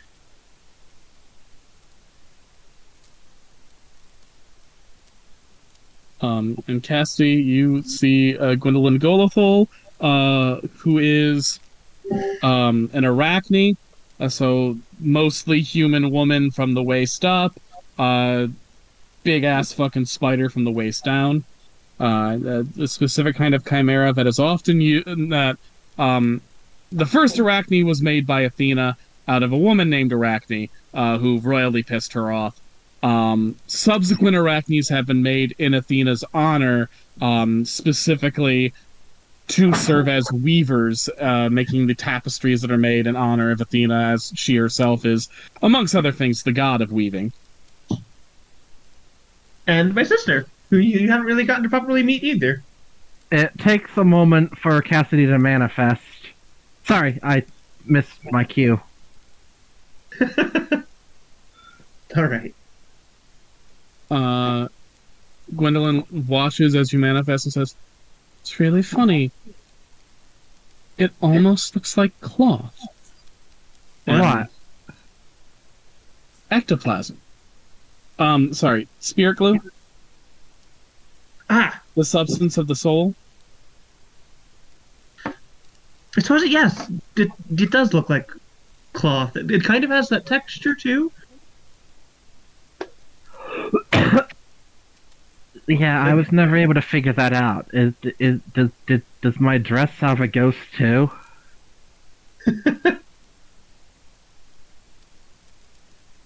Well, that's interesting, says Beatrice. I haven't done a whole lot of research into the occult, but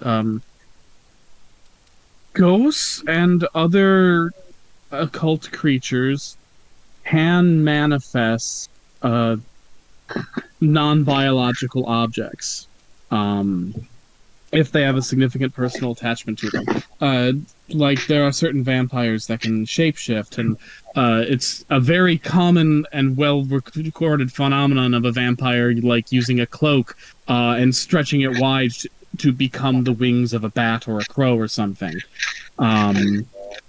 Well, I do have a pretty strong personal attachment to not being naked in front of people. Yeah, so the manifestation of clothes is, for whatever reason, part of the phenomenon of manifesting a semi-corporeal form out of ectoplasm.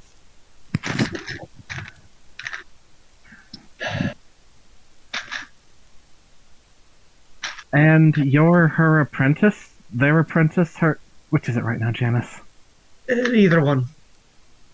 You're her apprentice, then? Yeah, I'm, so far. She is very good at this already.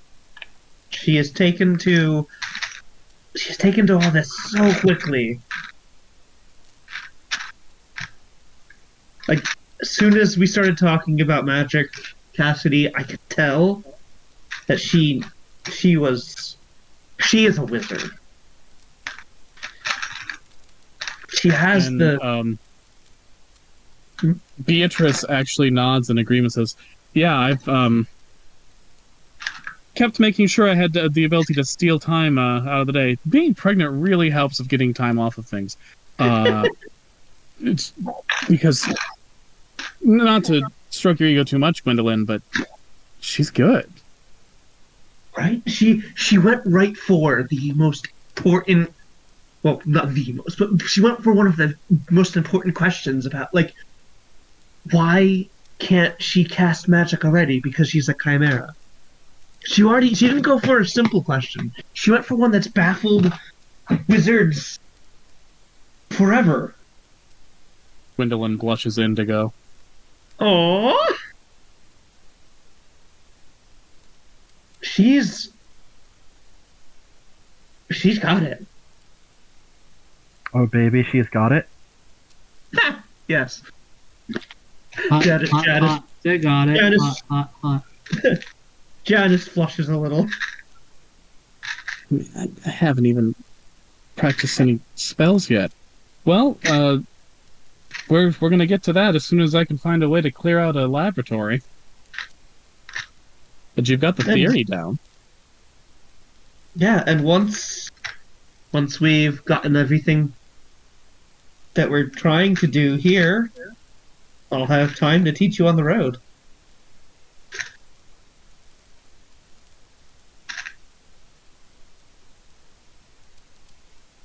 Assuming you're still alright with that. Yeah. And maybe on the road we can find some books on the occult and we can figure out your condition, Cassidy, and how to make being a ghost more convenient. Yeah. It's not No, no. bothering me that much right now. Yeah, but you can only eat very specific things. That is true. We can at least figure out how to make more edible things for you. That god bread will only last so long. And I can't keep possessing you after what happened last time. No, I can still feel the stomach pains. Sorry, I might have gone a little bit overboard. You were excited. It's alright, hon. I mean, Cassidy.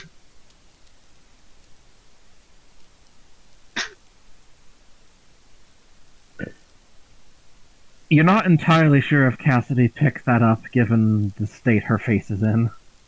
Yeah, she's like, I don't know if I can say in front of my sister and new apprentice that I'm with a ghost. I don't know if I can do that.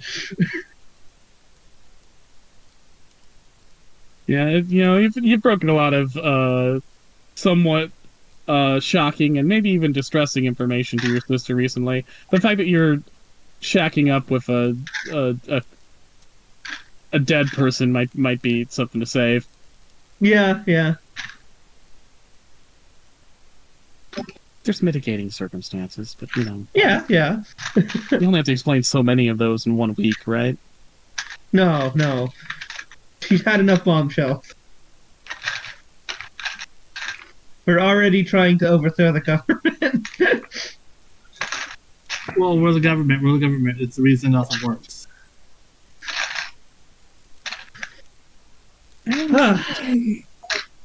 Cassidy, despite the obvious state she's in, has a zest for life and experiences. That's one way to put it.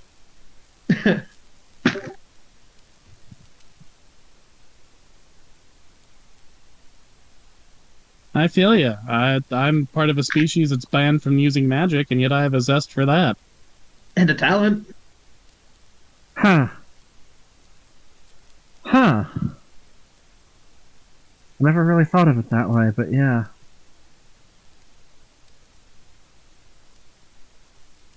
The world has been unfair to you both.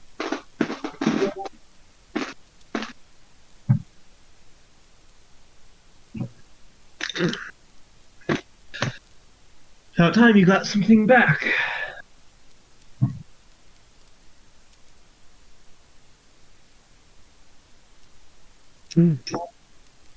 Yeah. Mhm. All right. So. God damn it! Oh, shit. What did I do? You know what? You can just stay in here then. So it may be a nest that just is near an access point to your room. Well, like when I had a horrible wasp problem when I was living in South Haven. Turned out they were living in the walls of the bathroom. Huh. Okay, part of an event. so we've entered into the Chimera bidding tournament. We have created our Chimera. Their name is Uli Tentacles. Mm-hmm. They are part Huga, part dragon, part behemoth. Just specify Scourge Dragon. Yes, Scourge dragon. And some amphitheres, specifically a breed of amphitheres that are very Yes. friendly to humans. Yes, and Very sociable. which was very important. We wanted to make a Chimera who we could talk to, who was smart enough to be able to have a life after this. That came out way more demeaning than I meant to.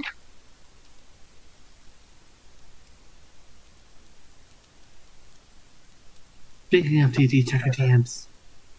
Yeah, I'm seeing. I'm also DMing at the moment, so I'm gonna I was making respond sure to you that saw later. the image. Yeah, Yep, sorry. I saw them. I just yeah. Well, we also entered ourselves directly into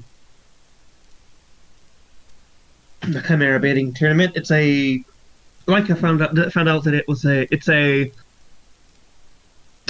battle royale situation.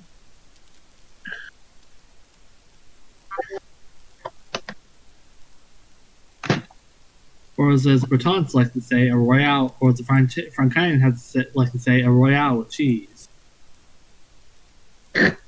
Who says that? People in Francane. Huh. My mom always called it a quarter rounder. uh, It's Croque Monsieur.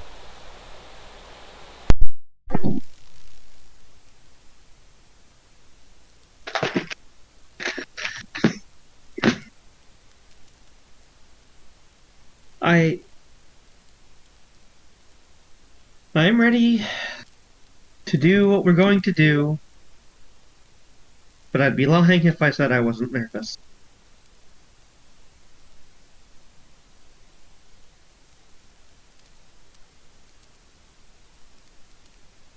Well,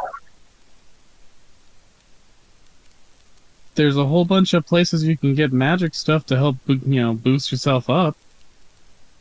That is a good point. Maybe I should do some shopping. And here is where I'm going to remind all of the party that there are, in fact, several places where you can buy various items to help you boost yourself up a bit, as well as a mercenary guild hall where you can train in various things. It wasn't the guild hall, was it? It was the soldiers' barracks. Let me get that. And then there's the smithy where you can use materials that you have to forge weapons and stuff to or to upgrade your weapons so that they have certain elements added to them. So if there's any preparation you want to do mechanically speaking before you have to enter a battle royale. Was it the soldiers stuff I got to do the training? Well, shit. I think it was the training section. Are the enchanting gems Warrior permanent? Academy, dude. I just No, they work the same as the ones I use in No Small Feat, which were replaceable. You just need a smith to do it. I mean more like for example, if I apply a fire gem to my swords, that's only for like one battle, or is that for? It stays that way until you have it removed by a smith or replaced by something else as a smith. So they don't wear off after a few turns. It will not wear off after a few turns, but Okay. it will be a permanent change until you have a smith replace it. Okay, that's more what I meant. Yeah.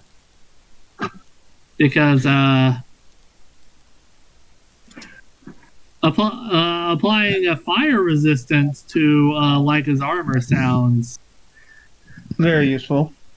Yeah. You got access to enchanting gems and a smith in town. You have various solves and stuff and toxins to apply to things. You can train at the Warriors Academy. There's proficiency you want to gain. There's all the items in the Merchants Guild. A whole bunch of stuff that you are able to do to sort of prepare for your big tournament. And I do believe you guys have a shitload of money. Yeah. So I don't have a weapon, so this is a weird question. Can I, like, treat chitters as a weapon for the sake of these? You cannot enchant chitters with gems. No, for the apothecary stuff. Toxins. What does chitters use to attack? Their teeth. Or pincers. Or, So if you're going to mandibles. put toxins in your animal's mouth, how do you think that's going to work out? Yeah, it's not. Hey, it's not in their mouth. But I see. But it is though. It's teeth. It's Well, ants do also have stingers, which is one of their primary weapons when they fight. Oh, But as So chitters you would use act- a stinger to attack. So you wouldn't be putting the vent poison in their mouths, you'd be putting them in their weaponized genitals. They're technically Did they correct. You cannot buff chitters. I mean, you could get I- like some armor for him. Or bargain, I guess, technically. You could build some custom armor for chitters. I would like that. They're, I don't know what that would cost. It'd probably be expensive. I don't know, probably But- just like double whatever the base armor is. Yeah, I guess we could say that. how much money do I have? All right, Leica's gonna buy a topaz and an onyx. I have a lot of money. I want to go to the smithy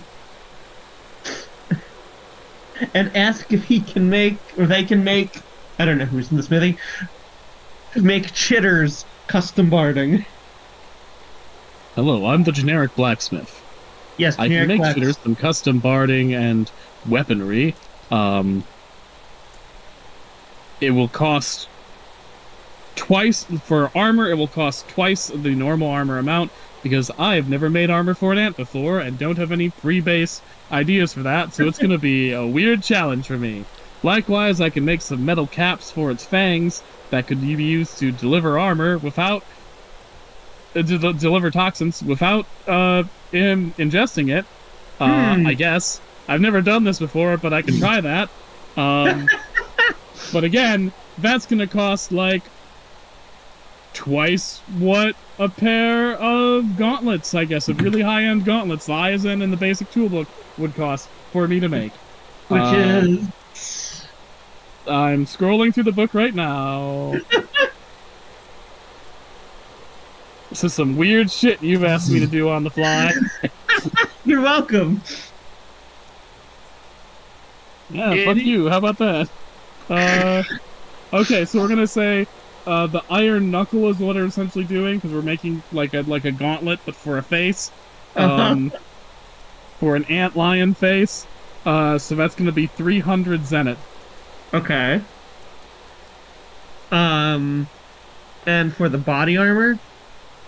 Well, there's a whole bunch of armors in here. There's steel plate, runic plate, bronze plate, brigandine, the various robes, combat tunic. It's really your choice which you want forged. It's just That's a gonna be good double point. the price. Yeah, I have the book open. Let me go find. So Yeah, it'd be you figure that shit 300. out. 300. 300 for the mouth guard fang caps to let chitters poison people with salves without ingesting the poison. Awesome. Just make sure you clean that shit thoroughly once you Oh, take yeah. it off. Oh yeah. Where is the item? The weapons. Here we go. Economy, an item, equipment. Where's? Okay.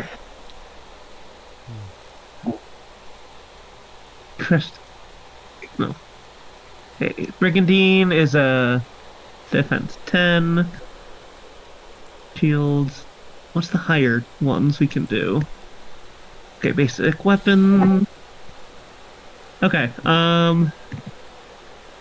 so the highest basic armor is steel plate. Yeah? Yeah. Yeah. Well, actually, not because these ones also have.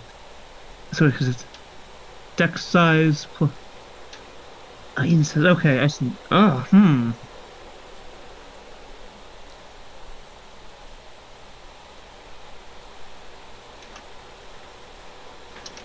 Initiative -4. They don't need to worry about that. They go on my turn. No. See, I could get them steel plate, and that would give them 12 defense, which is what is their natural defense? It's is it Dex plus Might? No. What's their regular defense? How's that get calculated, TT? I will look it up in Wayfarer. Okay. Well, no, you gave me specific stats for chitters. Okay, I will look it up in several sessions ago. Oh.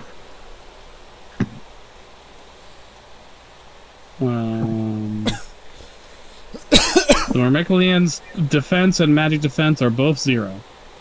Oh, alright. Cool, then it can only get better. So insight size. What is your insight die, chitters? Your insight die is a D8. That is still better than 0. So I'll get some custom steel plate, which should be 600 gold for Zenit. Yes. Yeah, sure. The weapon is more just so I can give chitters fucking venom to play with. So that's 900 altogether. Cool. That's totally fine. That literally that's not even a quarter of my money. So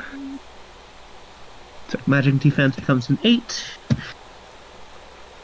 Defense becomes a 12. I could probably get this stuff better later, but that's still way better than 0. Okay. That's 900.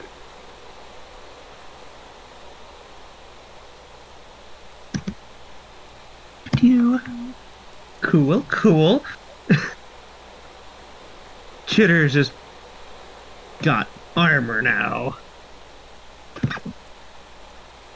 So I know buying the gems costs something, but how does fixing it cost anything? Not really. Okay.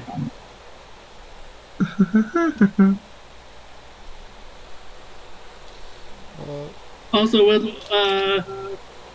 would like to know generally from her monster hunting experience what would be the most utilitarian gem to have on a weapon? Since you saw the chimeras in question, I will give you a double insight check plus, we'll say 4, for each chimera, just to figure out what sort of resistances and defenses and weaknesses it might have. That's an 11. All right. And also, can you state which chimera you're going after? Oh, this is for each of them. Each one individually. All right, so that's 15. Well, tell me which one you do it one at a time. Don't do it all at once. Jesus Christ. All right. Lydia, put their names. What's the Scourge lizard look? Their names are for the Taz, Tartar, Peter, Squidia, Quickstrike, and Pandera. Taz is the Weaselly one. Then Tartar is. I'm gonna make that. So, Prince Star first. So the 11 is for who? Serpent Scholar. The Serpent Scowl. Okay. Easy enough, given that it's entirely made of serpents. So looking at the Serpent Scour, you can see Basilisk, you can see Dragon, you can see a Dipsa, and given the whole build of it, it probably has some Amphisbaena in there to give it that preposterous, multi-headed, multi-bodied anatomy. All of that, like, screams the classic elements of a serpent, which are fire, and then mix of water for poison. So probably resistant to those things. Given that there's dragon in there, it might be to the 4 base elements: water, fire, earth, and wind. But given that there's also a lot of other serpent mixed in there and just a teeny dash of dragon, maybe not. But it's definitely going to be resistant to fire and poison. All right. And for the 15, the Alrachni. Okay. The spider gives it some affinity for earth magic, and the bird elements give it affinity for wind magic. So one could assume it probably has resistances to those too. And that's a pretty potent combination because those are 2 opposing elements.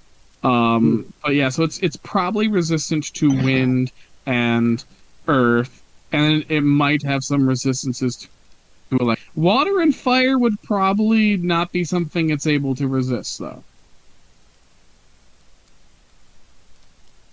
You want me to roll for the other 3? Yeah, roll for each one that you want to try and figure out. All right, that's an 18. 4. So, the Kraken Maid. Kraken Maid. Seems to be purely human mixed with Kraken. Krakens are purely water aligned magic wise. There are some that might have some mild fire affinity to have venom, but overall they're very much water monsters, known for making whirlpools and vast waves to help destroy their prey and disorient it. So she probably has a very strong water affinity. Lightning magic, bolt magic would be particularly effective against that. Fire magic might be useful, but then some water creatures also resist fire magic, so that's a little bit less obvious. Alright, and for...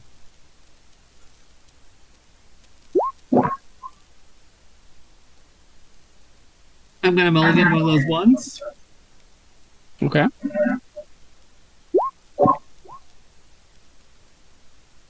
And that's a valuable point spent, so that's a pass with a 9. That's a 13 for the Minotaur. Okay, the Minocentaur. The bull and horse bits give it a mild earth affinity, but nothing particularly strong. It is likely going to be the weakest monster you face. Likely not going to have any particularly strong resistances. And for the final one, the PETA. Where's my... The reverse griffin? Yeah. They roll... Okay. That's enough because griffins are very well-known chimeras. And even though this one is reversed in how it's laid out, it's the same things. It's a lion, earth-aligned creature with an eagle, wind-aligned creature. So like the Alrachni, it's an earth-wind mix. It's going to be well-aligned with all of those, but not really a master of either. So probably not necessarily even resistant to those elements. Maybe mildly resistant, maybe a bit. Fire and water would be very good bets. So what I'm saying is none of them are resistant to dark. Dark and light are very hard to be resistant to. Those magic types are they're sort of occult in nature.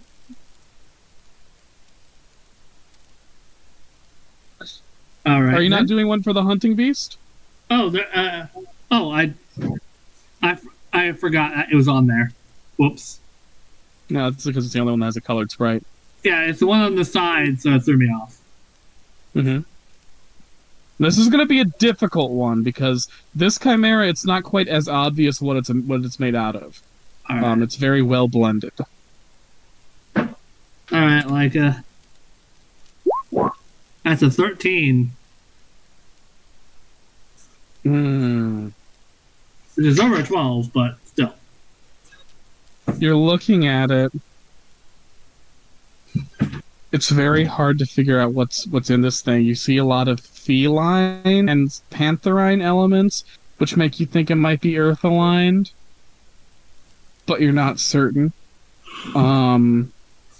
It has some serpentine aspects in how it moves and how its head is constructed, which could mean it's fire aligned and poison aligned. The heavy fur probably gives it strength against wind and maybe ice, but you're not sure of any of this because this one it's very hard to parse what it is. Ah.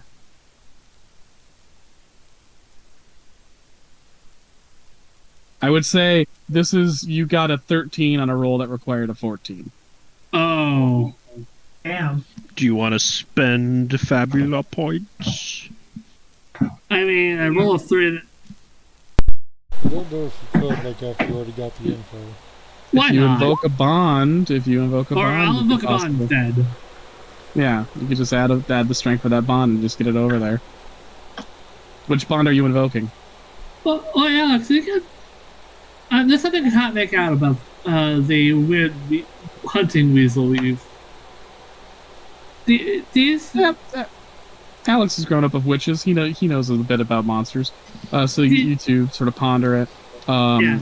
Well, that's a plus you- 3 to the.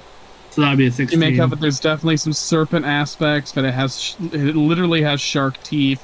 There are bristles on its back that are like certain venomous dragons. This creature, its specific resistances are it's vulnerable to fire, oddly enough, but absorbs poison and resists ice and wind. Ah.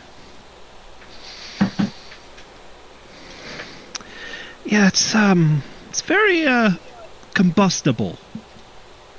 Good to Got a lot of know. very thick fur. Hey, I had to clean up some broken a broken dish. I'm back. So, where does this one come from? Like, all the others seem to like. This one seems to be.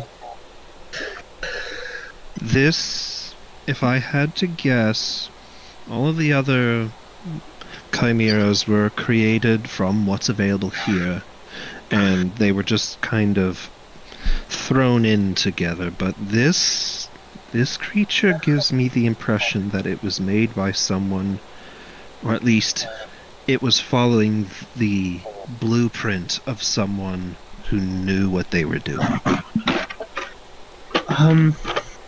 TT. When it comes to, I have gloves. Does that mean I can't wear rings? No. How many rings can I wear? You can have one accessory on at a time. Okay. Let's see. And also, I'm gonna assume we can't put gems on our accessories.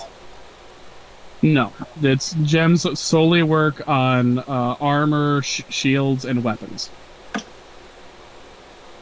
Have a helmet on.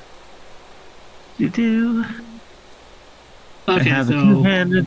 I have a two-handed staff that makes my healing better, so I don't know if I want to swap that out at all. What's a worn Satyr staff? Could I get it like fixed up?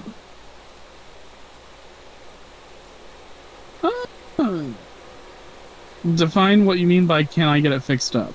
It says it's worn. Can I get it like I don't know? Is that something? Does that mean I can get it touched up? Or What do you want mechanically for that to mean? Oh, Like, do you want it to look nicer? Yeah, sure, go ahead, have fun. Do you want me to actually make some sort of mechanical adjustment to it? Tell me and I'll figure out whether I want to approve that and make a cost for it. well, that it. Okay. That's healing spells that when I cast a healing spell with it, it heals +5 already. Can I make that go up a little? Yeah, I'd say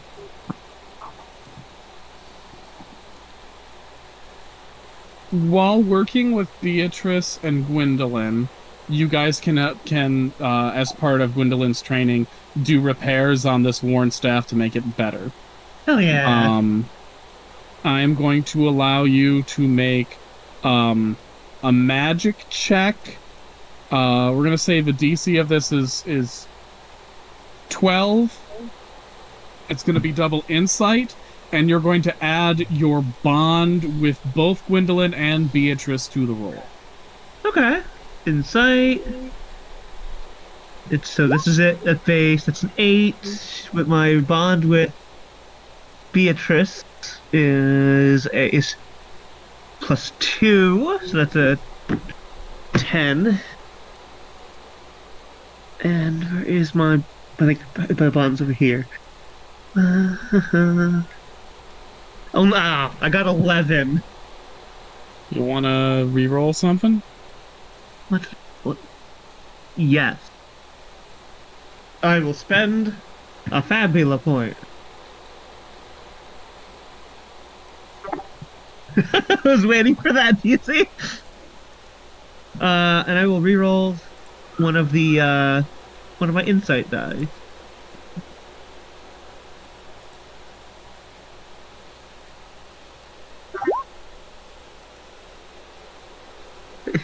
That's a 3, but that's all I needed.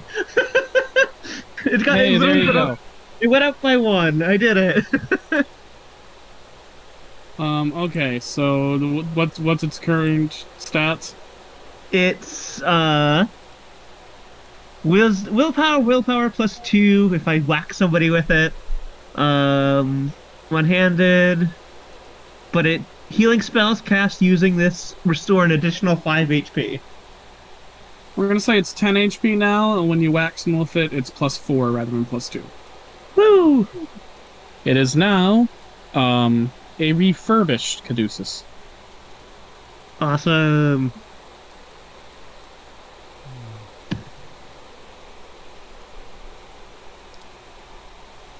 Do. Alright, Lyca's gonna spend 300 on gems.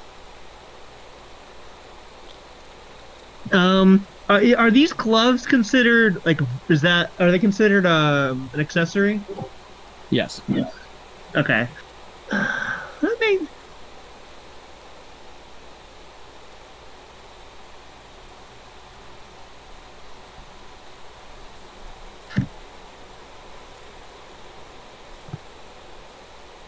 Might swap out these gloves. What do they do?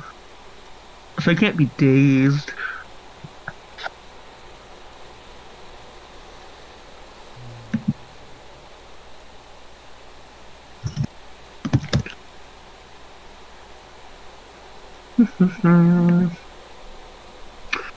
Okay. There's the owl. Ring of the pupil. What it does? 2 more bonds of admiration. It's only +1, but it's a +1 to both. Ring of onions.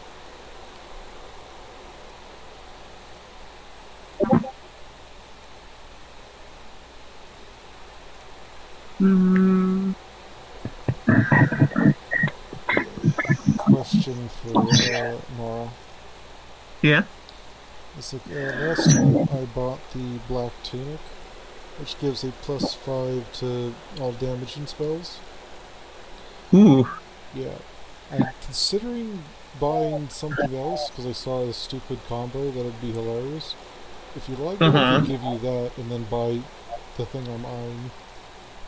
My armor, I realized during all this, is still the basic starting armor, which is a robe, but still, I do need to, It has the same stats as a robe, basically. Well, +1 to defense and 2 to magic defense.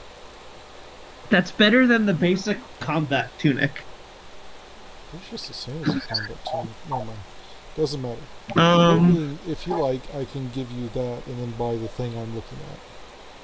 I guess it's a +1 to It's a +2 to Spell defense. insight die +2. Yeah, +2 to insight. So I have one more magic defense and the same physical defense.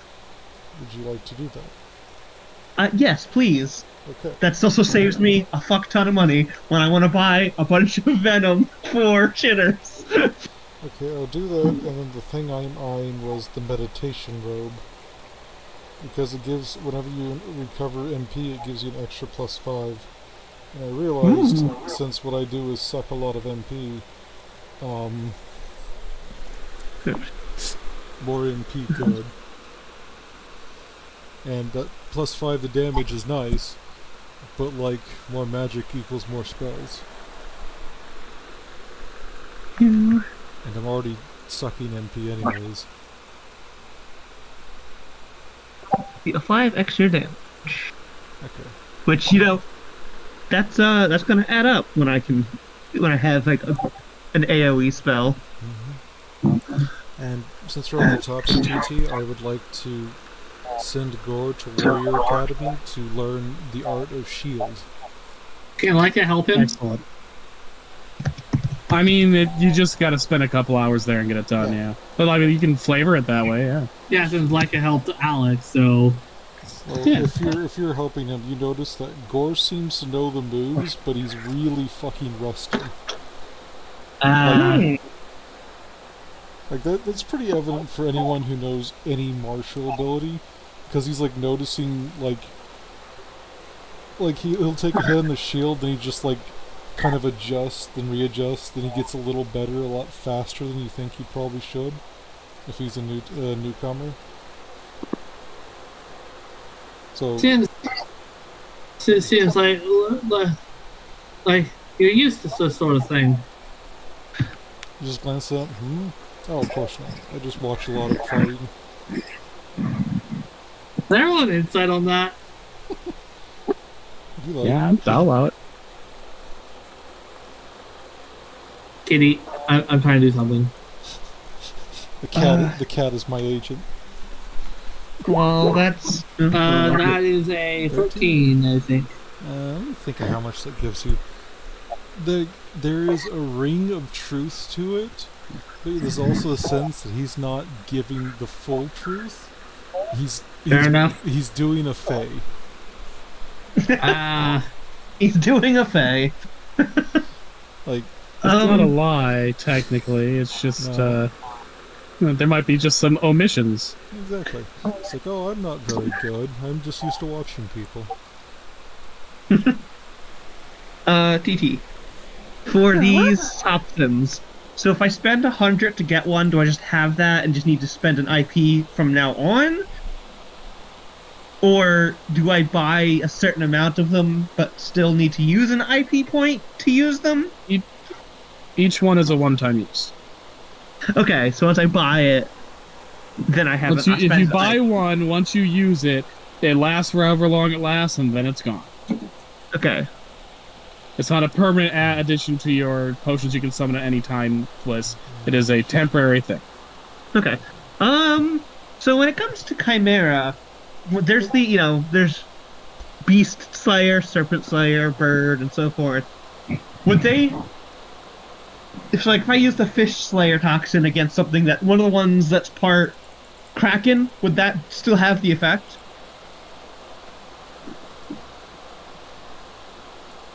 Yes, asterisk, but if a lot of something else is mixed in, it might be halved. Okay.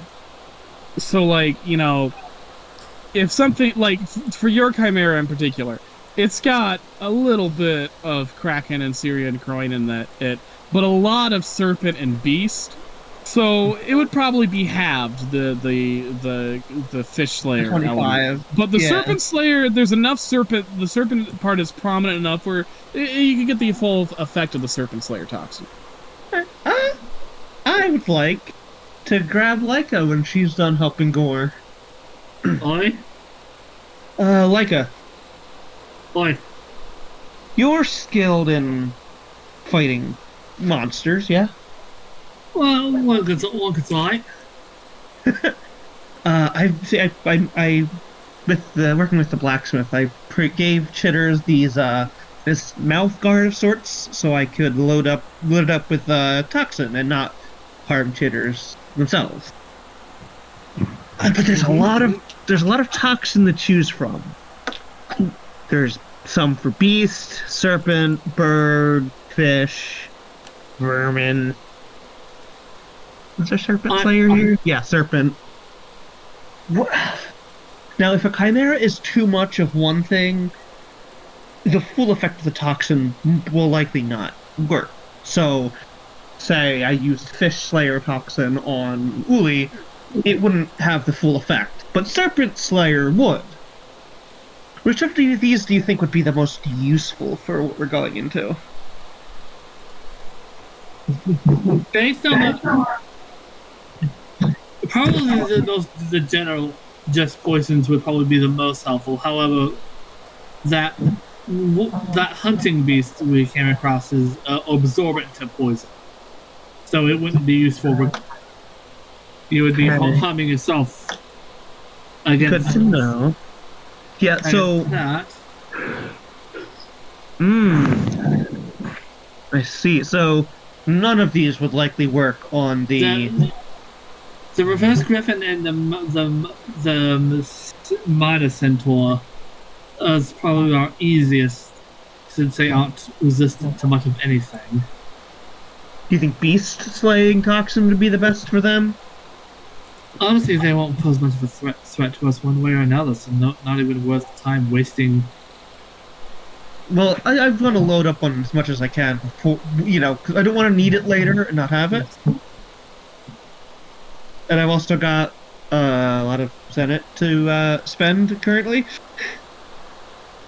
The serpent guy is all serpent, because it's Dipsa, it's Basilisk, it's Dragon. So, serpent slaying venom, very much want to get some of that. Is there enough bird to get some bird slayer toxin? I don't think so.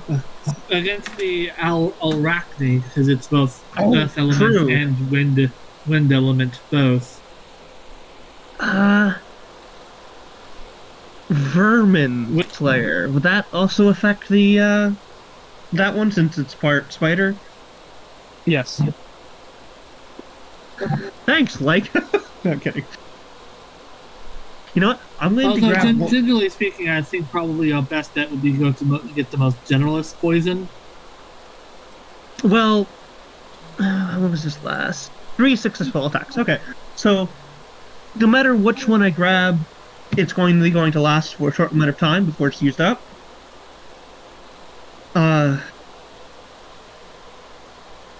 The general poison won't do quite as much harm as the more specific poisons. And I spent this time arming Chitters because I have not used Chitters a lot in combat, and I should do that. But yeah, I have my buddy. I want to use my buddy. So, for her gems, she's taken an onyx gem, a diamond, and a topaz gem. Okay. So for her one dagger, she's going to apply it with onyx gem. Her other, a diamond, Clever. And for the topaz, she's going to put it on her chest plate for assassin's armor. Clever.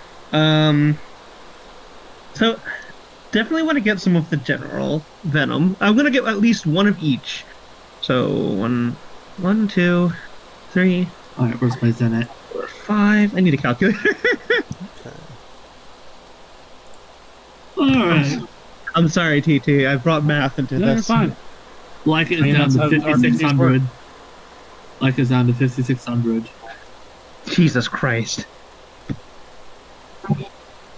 I mean, there's nothing that like is wanting to trade out for. Yeah, no, I'm at what am I at right now? I've got a good chunk too. I've got 4,700 after buying Chitter's stuff. I mean, I And could like thank- invest all my savings into like maybe, but like try to see if I can't like get an additional effect out of my Explorer's Belt. But otherwise, what else am I going to use my money for? And thanks to Gore, I did not have to spend anything on the armor. I'm keeping my shield because gives me resistance to dark damage, which is not really common. Oh. Ooh. Well.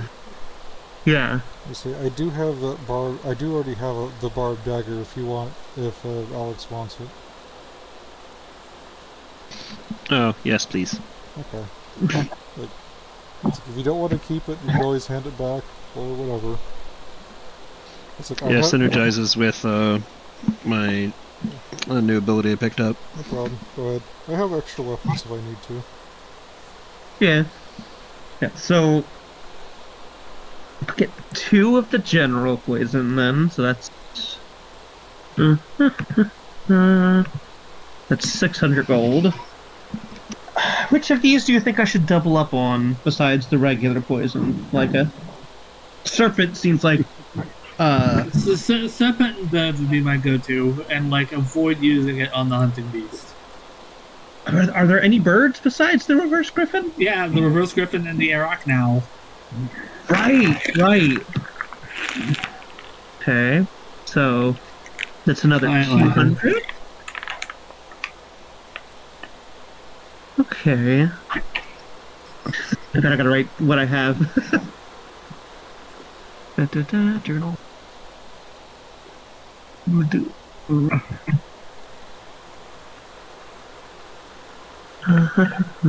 God, forgot. High philosopher Stefan Milan. Hatred. What?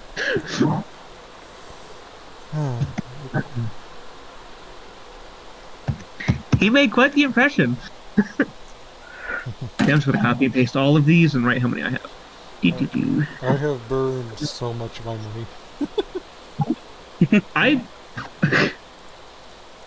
I'm just under 2,000, which I know is still a lot, but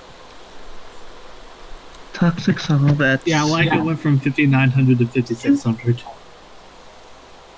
hello there. Beast. I only have one of those for now. Probably gonna get more of all of these, but I just want to get a baseline. Anybody want a curved sword?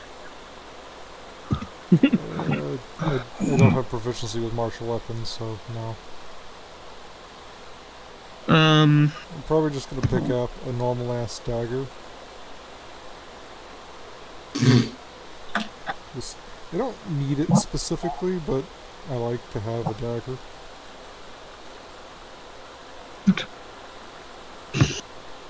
Cassidy, Hmm? is there any shopping that you want to do? Not really. There's the ring of onions that increases your max HP and MP by 2 for every different class you have. How many classes do you have, Lydia? 2. That's plus 2 to each, it's not bad. And it'll only get stronger as you level up, or increase. Yeah. It's not amazing for you right now, but still, It'll essentially level up with you. yeah, it's still a good buff. Yeah. You could always pawn it off on some idiot and say it's the one ring. Okay, I guess I'll grab that then. It's a wee bit expensive, but I think it's worth it. Yeah, I don't think you've bought like anything. I haven't. Yeah, so you might have the most money. Okay. What sword do you wish to have, miss? I'm a ghost.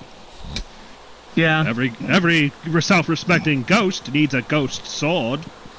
So, hang on. Does this mean the ring becomes a part of her ethereal body? Like, just slips under your finger? Yes, actually. So,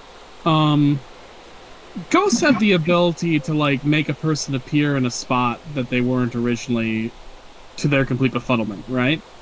Mhm. So how they do that is they basically convert that person or that object or whatever into ectoplasm temporarily, and then reconvert it to matter to make it appear somewhere else. So they can, if they're powerful enough, take an object and convert it to themselves, and then also be able to turn it back into matter whenever they want. Mm-hmm. Each ghost is essentially its own little pocket dimension. Okay, cool, because the alternative was we hammer the ring into the board. That would also be funny.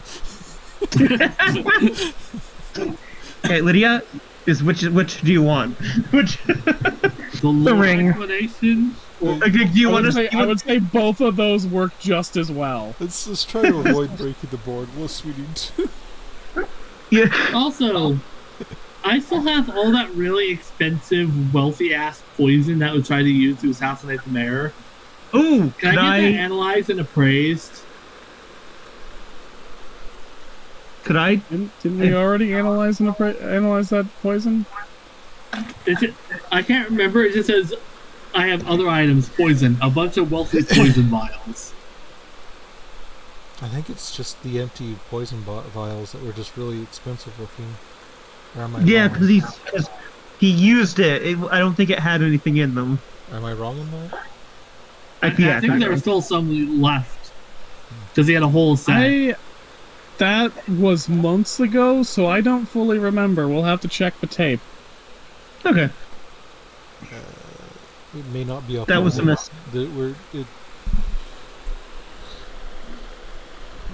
Okay, so I have. What am I at now? 3,141. And I've got a good chunk of venoms now to give to Chitters. This ant is venomous now. Go, Chitters. Slay.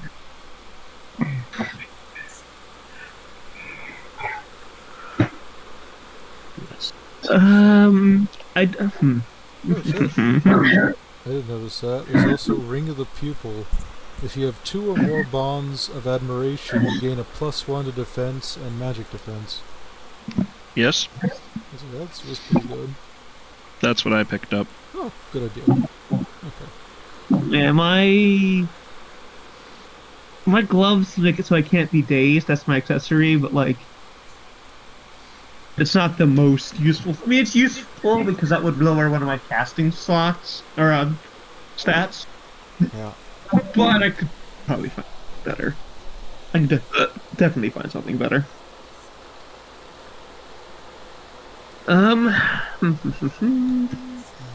So okay. Next part. Where'd it go? Enchanted gem. +5 to damage rolls and change the damage to the element associated with the gem. Or to armor and give it a +3 defense and +2 magic defense. Okay. Can I put those on Chitters? Since Chitters now has armor to weapon? I do not think that familiars generally have that many slots to them. I don't think they can wear. I think you can wear accessories. I'm not about the enchanting gems. Can I? You're talking about putting an accessory on a familiar. I'm going to look up, but I'm pretty sure they like even letting it wear armor is kind of a. What are you putting on? Enchanting gems. Yeah, that does count. That's something you put. I guess you could have Smith attached to Chitters' armor. Yeah, that's what I mean. Then yeah, you could do that. Yeah, I want to do that for Chitters. Which element would be the most useful? Hey, Leica! What? Which element do you think would be most useful to give Chitters resistance to during this? What element is a Myrmekleon weak to? I don't think Chitters is specifically weak to anything. No, I don't believe so. Oh. Yes, Fire's always Chitters a is good not. bet. Not specifically resistant to anything either. I don't think it was Yeah. the first monster encounter you guys had. Yeah, they were fairly basic. Considering the Mars militia, the prevalence of dragons, fire's never not a bad idea. Definitely not a bad idea. Also, any local mob with torches and pitchforks. You make a good point there. Or, you know, That's a fire's a go-to for wizards, too. so that's a +3 to defense. I think Chitters has more defense than I do now. I mean, you gave him plate armor. Yeah, and I can't wear that. +3 to defense, 2 magic defense.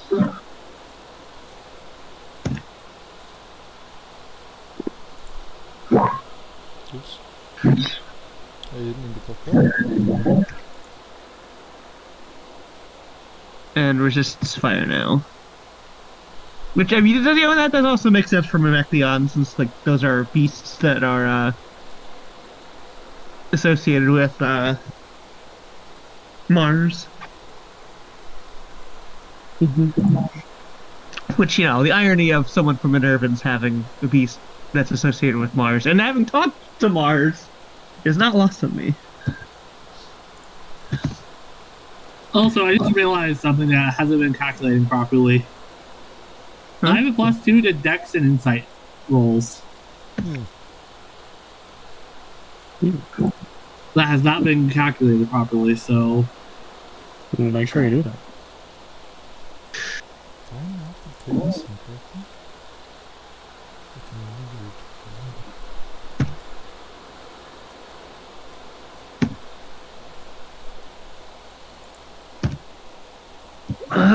Let's see, there's Dex. I don't think there's anything. I think I'm good. I think I've No, that gotten has to all go my... to D12. That doesn't work. I have now buffed Chitters up immensely.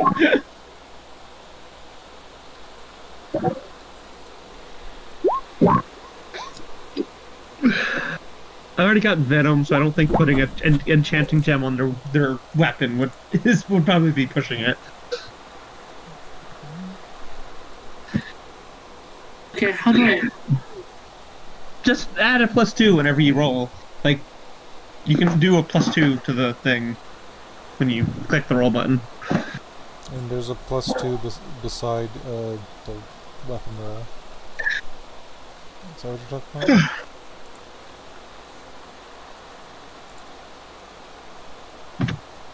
So I'm gonna throw some food in the microwave.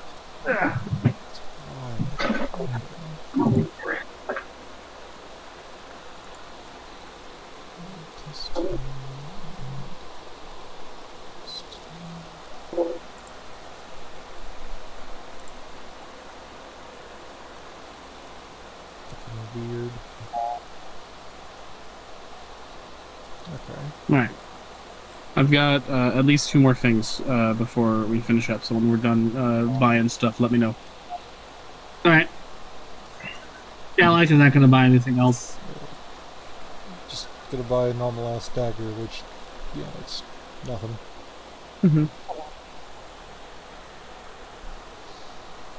Alice has defense equals Dex die +2.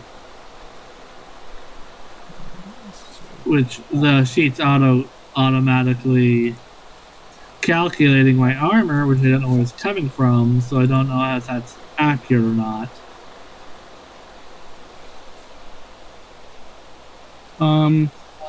If you want to make sure it's accurate, I think you can, instead of doing dex, like, you can just make the flat bonus. You can figure out what that math would be yourself. Either if I'm calculating this right, then like his defense is 22. Jesus. Damn, pretty nice. That's double anything I got. Yeah. How's your magic defense looking? 16? Not bad. It's DM speech Okay. if I can hit that. After a nice, long, eventful day, you all go to the local tavern to unwind and get food. Um, you have a choice of either the brewery or to go to Bubo's Perch. Oh, We did the brewery last time, right? yeah, but Bubo's Perch is where I don't we want to go to started. the brewery. Red and Rabbit's there. I don't know that. I suggest we just check out Nasty Boogle's, man's there. we just check out the Boogle's Perch just because we haven't been there yet. I know. Oh no, you did. You were there the first night you were here. Oh, okay. Yeah. That's where we got the Medusa venom then. I'm Yeah, going back to Bubo's Perch. That's comfortable. Yeah, totally done. Not my friend's grandpa isn't there. All right. You go to the Bubo's Perch Inn, and while there, you notice a couple of strange figures amongst the normal rabble. At one table, you see that mysterious mercenary with the cloak and the hood and all that, and the great big fucking gauntlets, which she's still wearing even as she's ordering a drink. Clearly having a little bit of trouble with the fine manipulation of the fucking dine that she's drinking out of and the food, but not taking off the gauntlets for whatever reason. At a different table, you see a thin, kind of gross, to be honest, looking little wizard guy in like a dingy black robe with some red trimmings. Slightly grayish-greenish skin, jaundiced yellow eyes, an unsettling smile, and he's sitting there with this huge, hulking, 8-foot-tall guy wearing this giant, triangular helmet. The big guy isn't eating anything, but the wizard is cramming his face full of food. And these are the fucking weirdos that you see at the bar. They're rolling it like the big guy. How much of occult vibes does it scream to like us?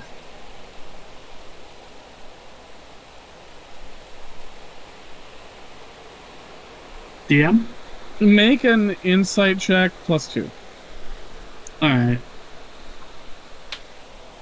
That'll be a +4, so for me, so 10.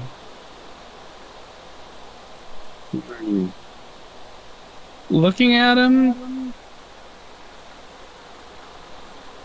could have Lich Rot.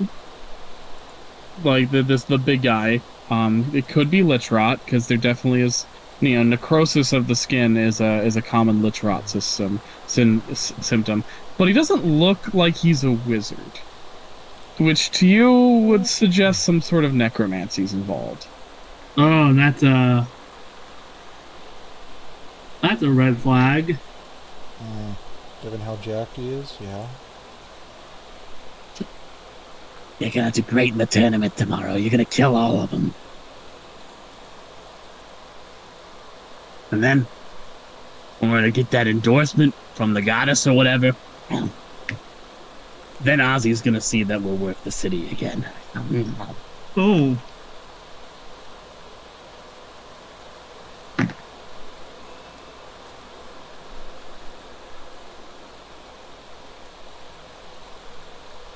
Alright, he's clearly of the undead persuasion. Meanwhile, the lady with the gauntlets is trying to pick some of her appetizers off, and shit. Fuck. She's trying not to break the plate, but the food keeps slipping out between the metal mittens of the gauntlet. It'd be funny if the camera just pans over to Gore. He's not using his hands to manipulate food or drink at all. It's just the tentacle hair. Mm-hmm. Filthy casual. Yeah, it's just the unspoken words of skill issue.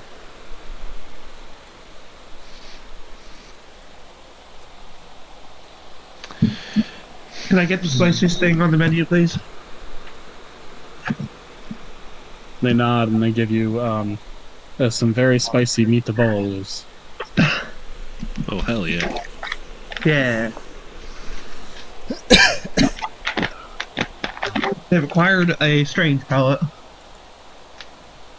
Oh god. You know what I just realized? Hmm. Fucking... Ares' Mars' garlic bread would be killer. Oh, Oh, yeah.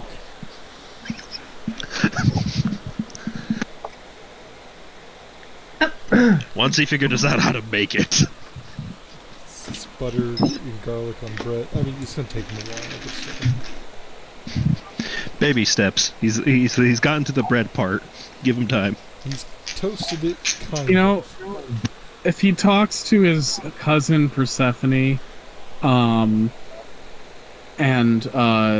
gets her to help him with herbs, and then also talks to his aunt Hestia about different cooking methods,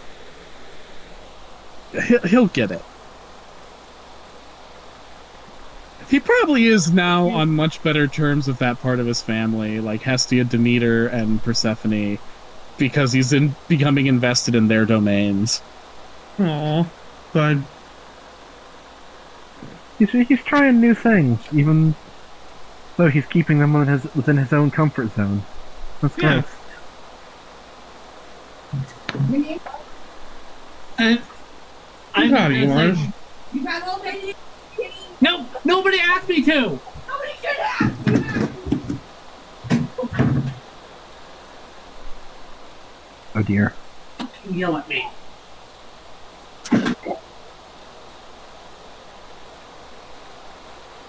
You alright, man?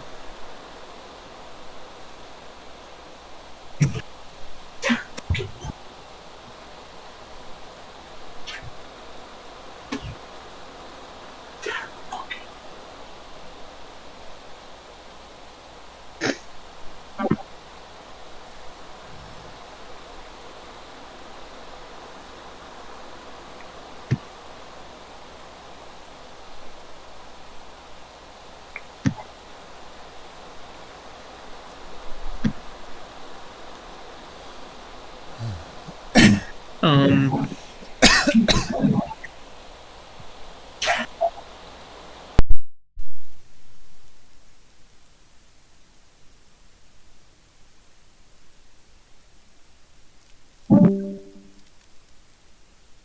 Oh.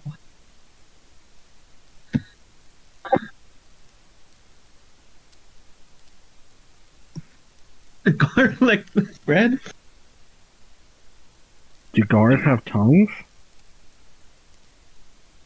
I mean, why wouldn't they?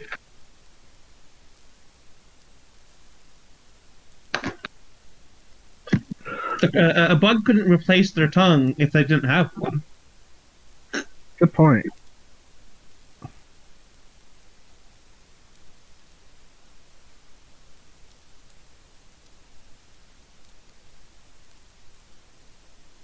So, what do you want to do?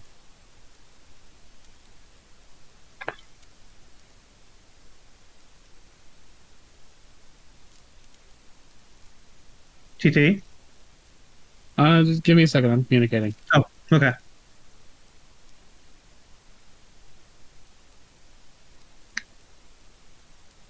Feel free to speculate about other things Mars might like to cook in the meantime. Do you think he'd want to go for something that's really difficult because it's a challenge? Or would he want something that's, like, not as difficult, but, like, very flavorful? The souffle. The ultimate challenge for him. Oh, he has to be quiet.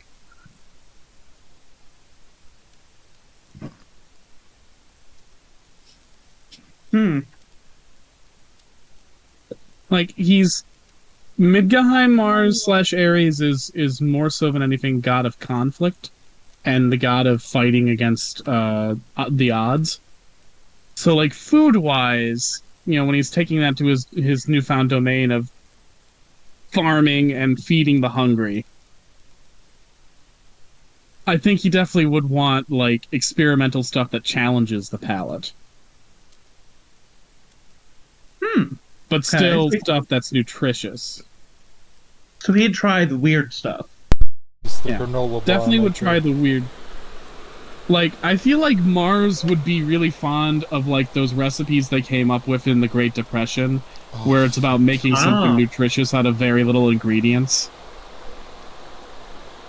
So, oh no! Oh, I'm imagining B. Dylan Hollis. That's his name, right? Yes, Dylan Hollis, That those videos, but it's Mars. Mars would love that twink. As is often common in ancient Greece. Indeed. He would be fascinated by it. And he would be very amused by the terrible Jello creations of the 50s. It's like, look at the bravery of this man partakes of this obviously garbage dish. The people of that decade deserved a famine.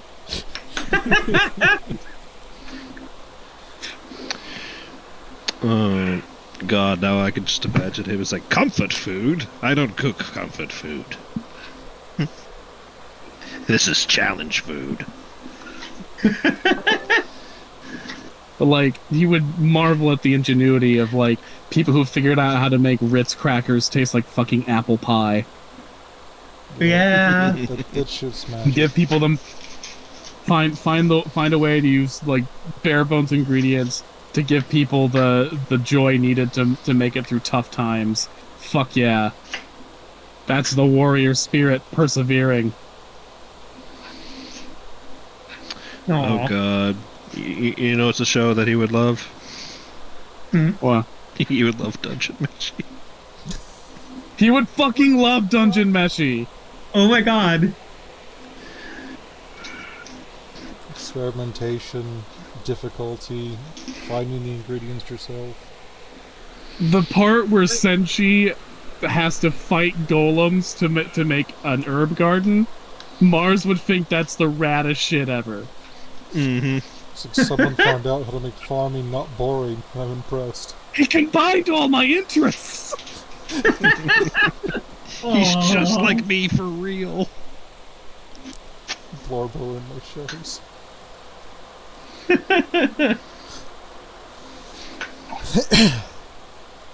So, are we gonna end here for the night, or?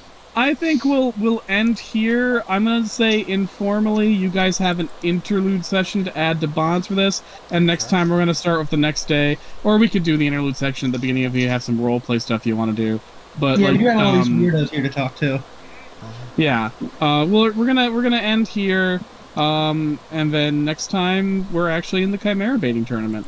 So if anyone would like to ink and or color any of those sprites, I'd appreciate it. Alright, ending recording. All right.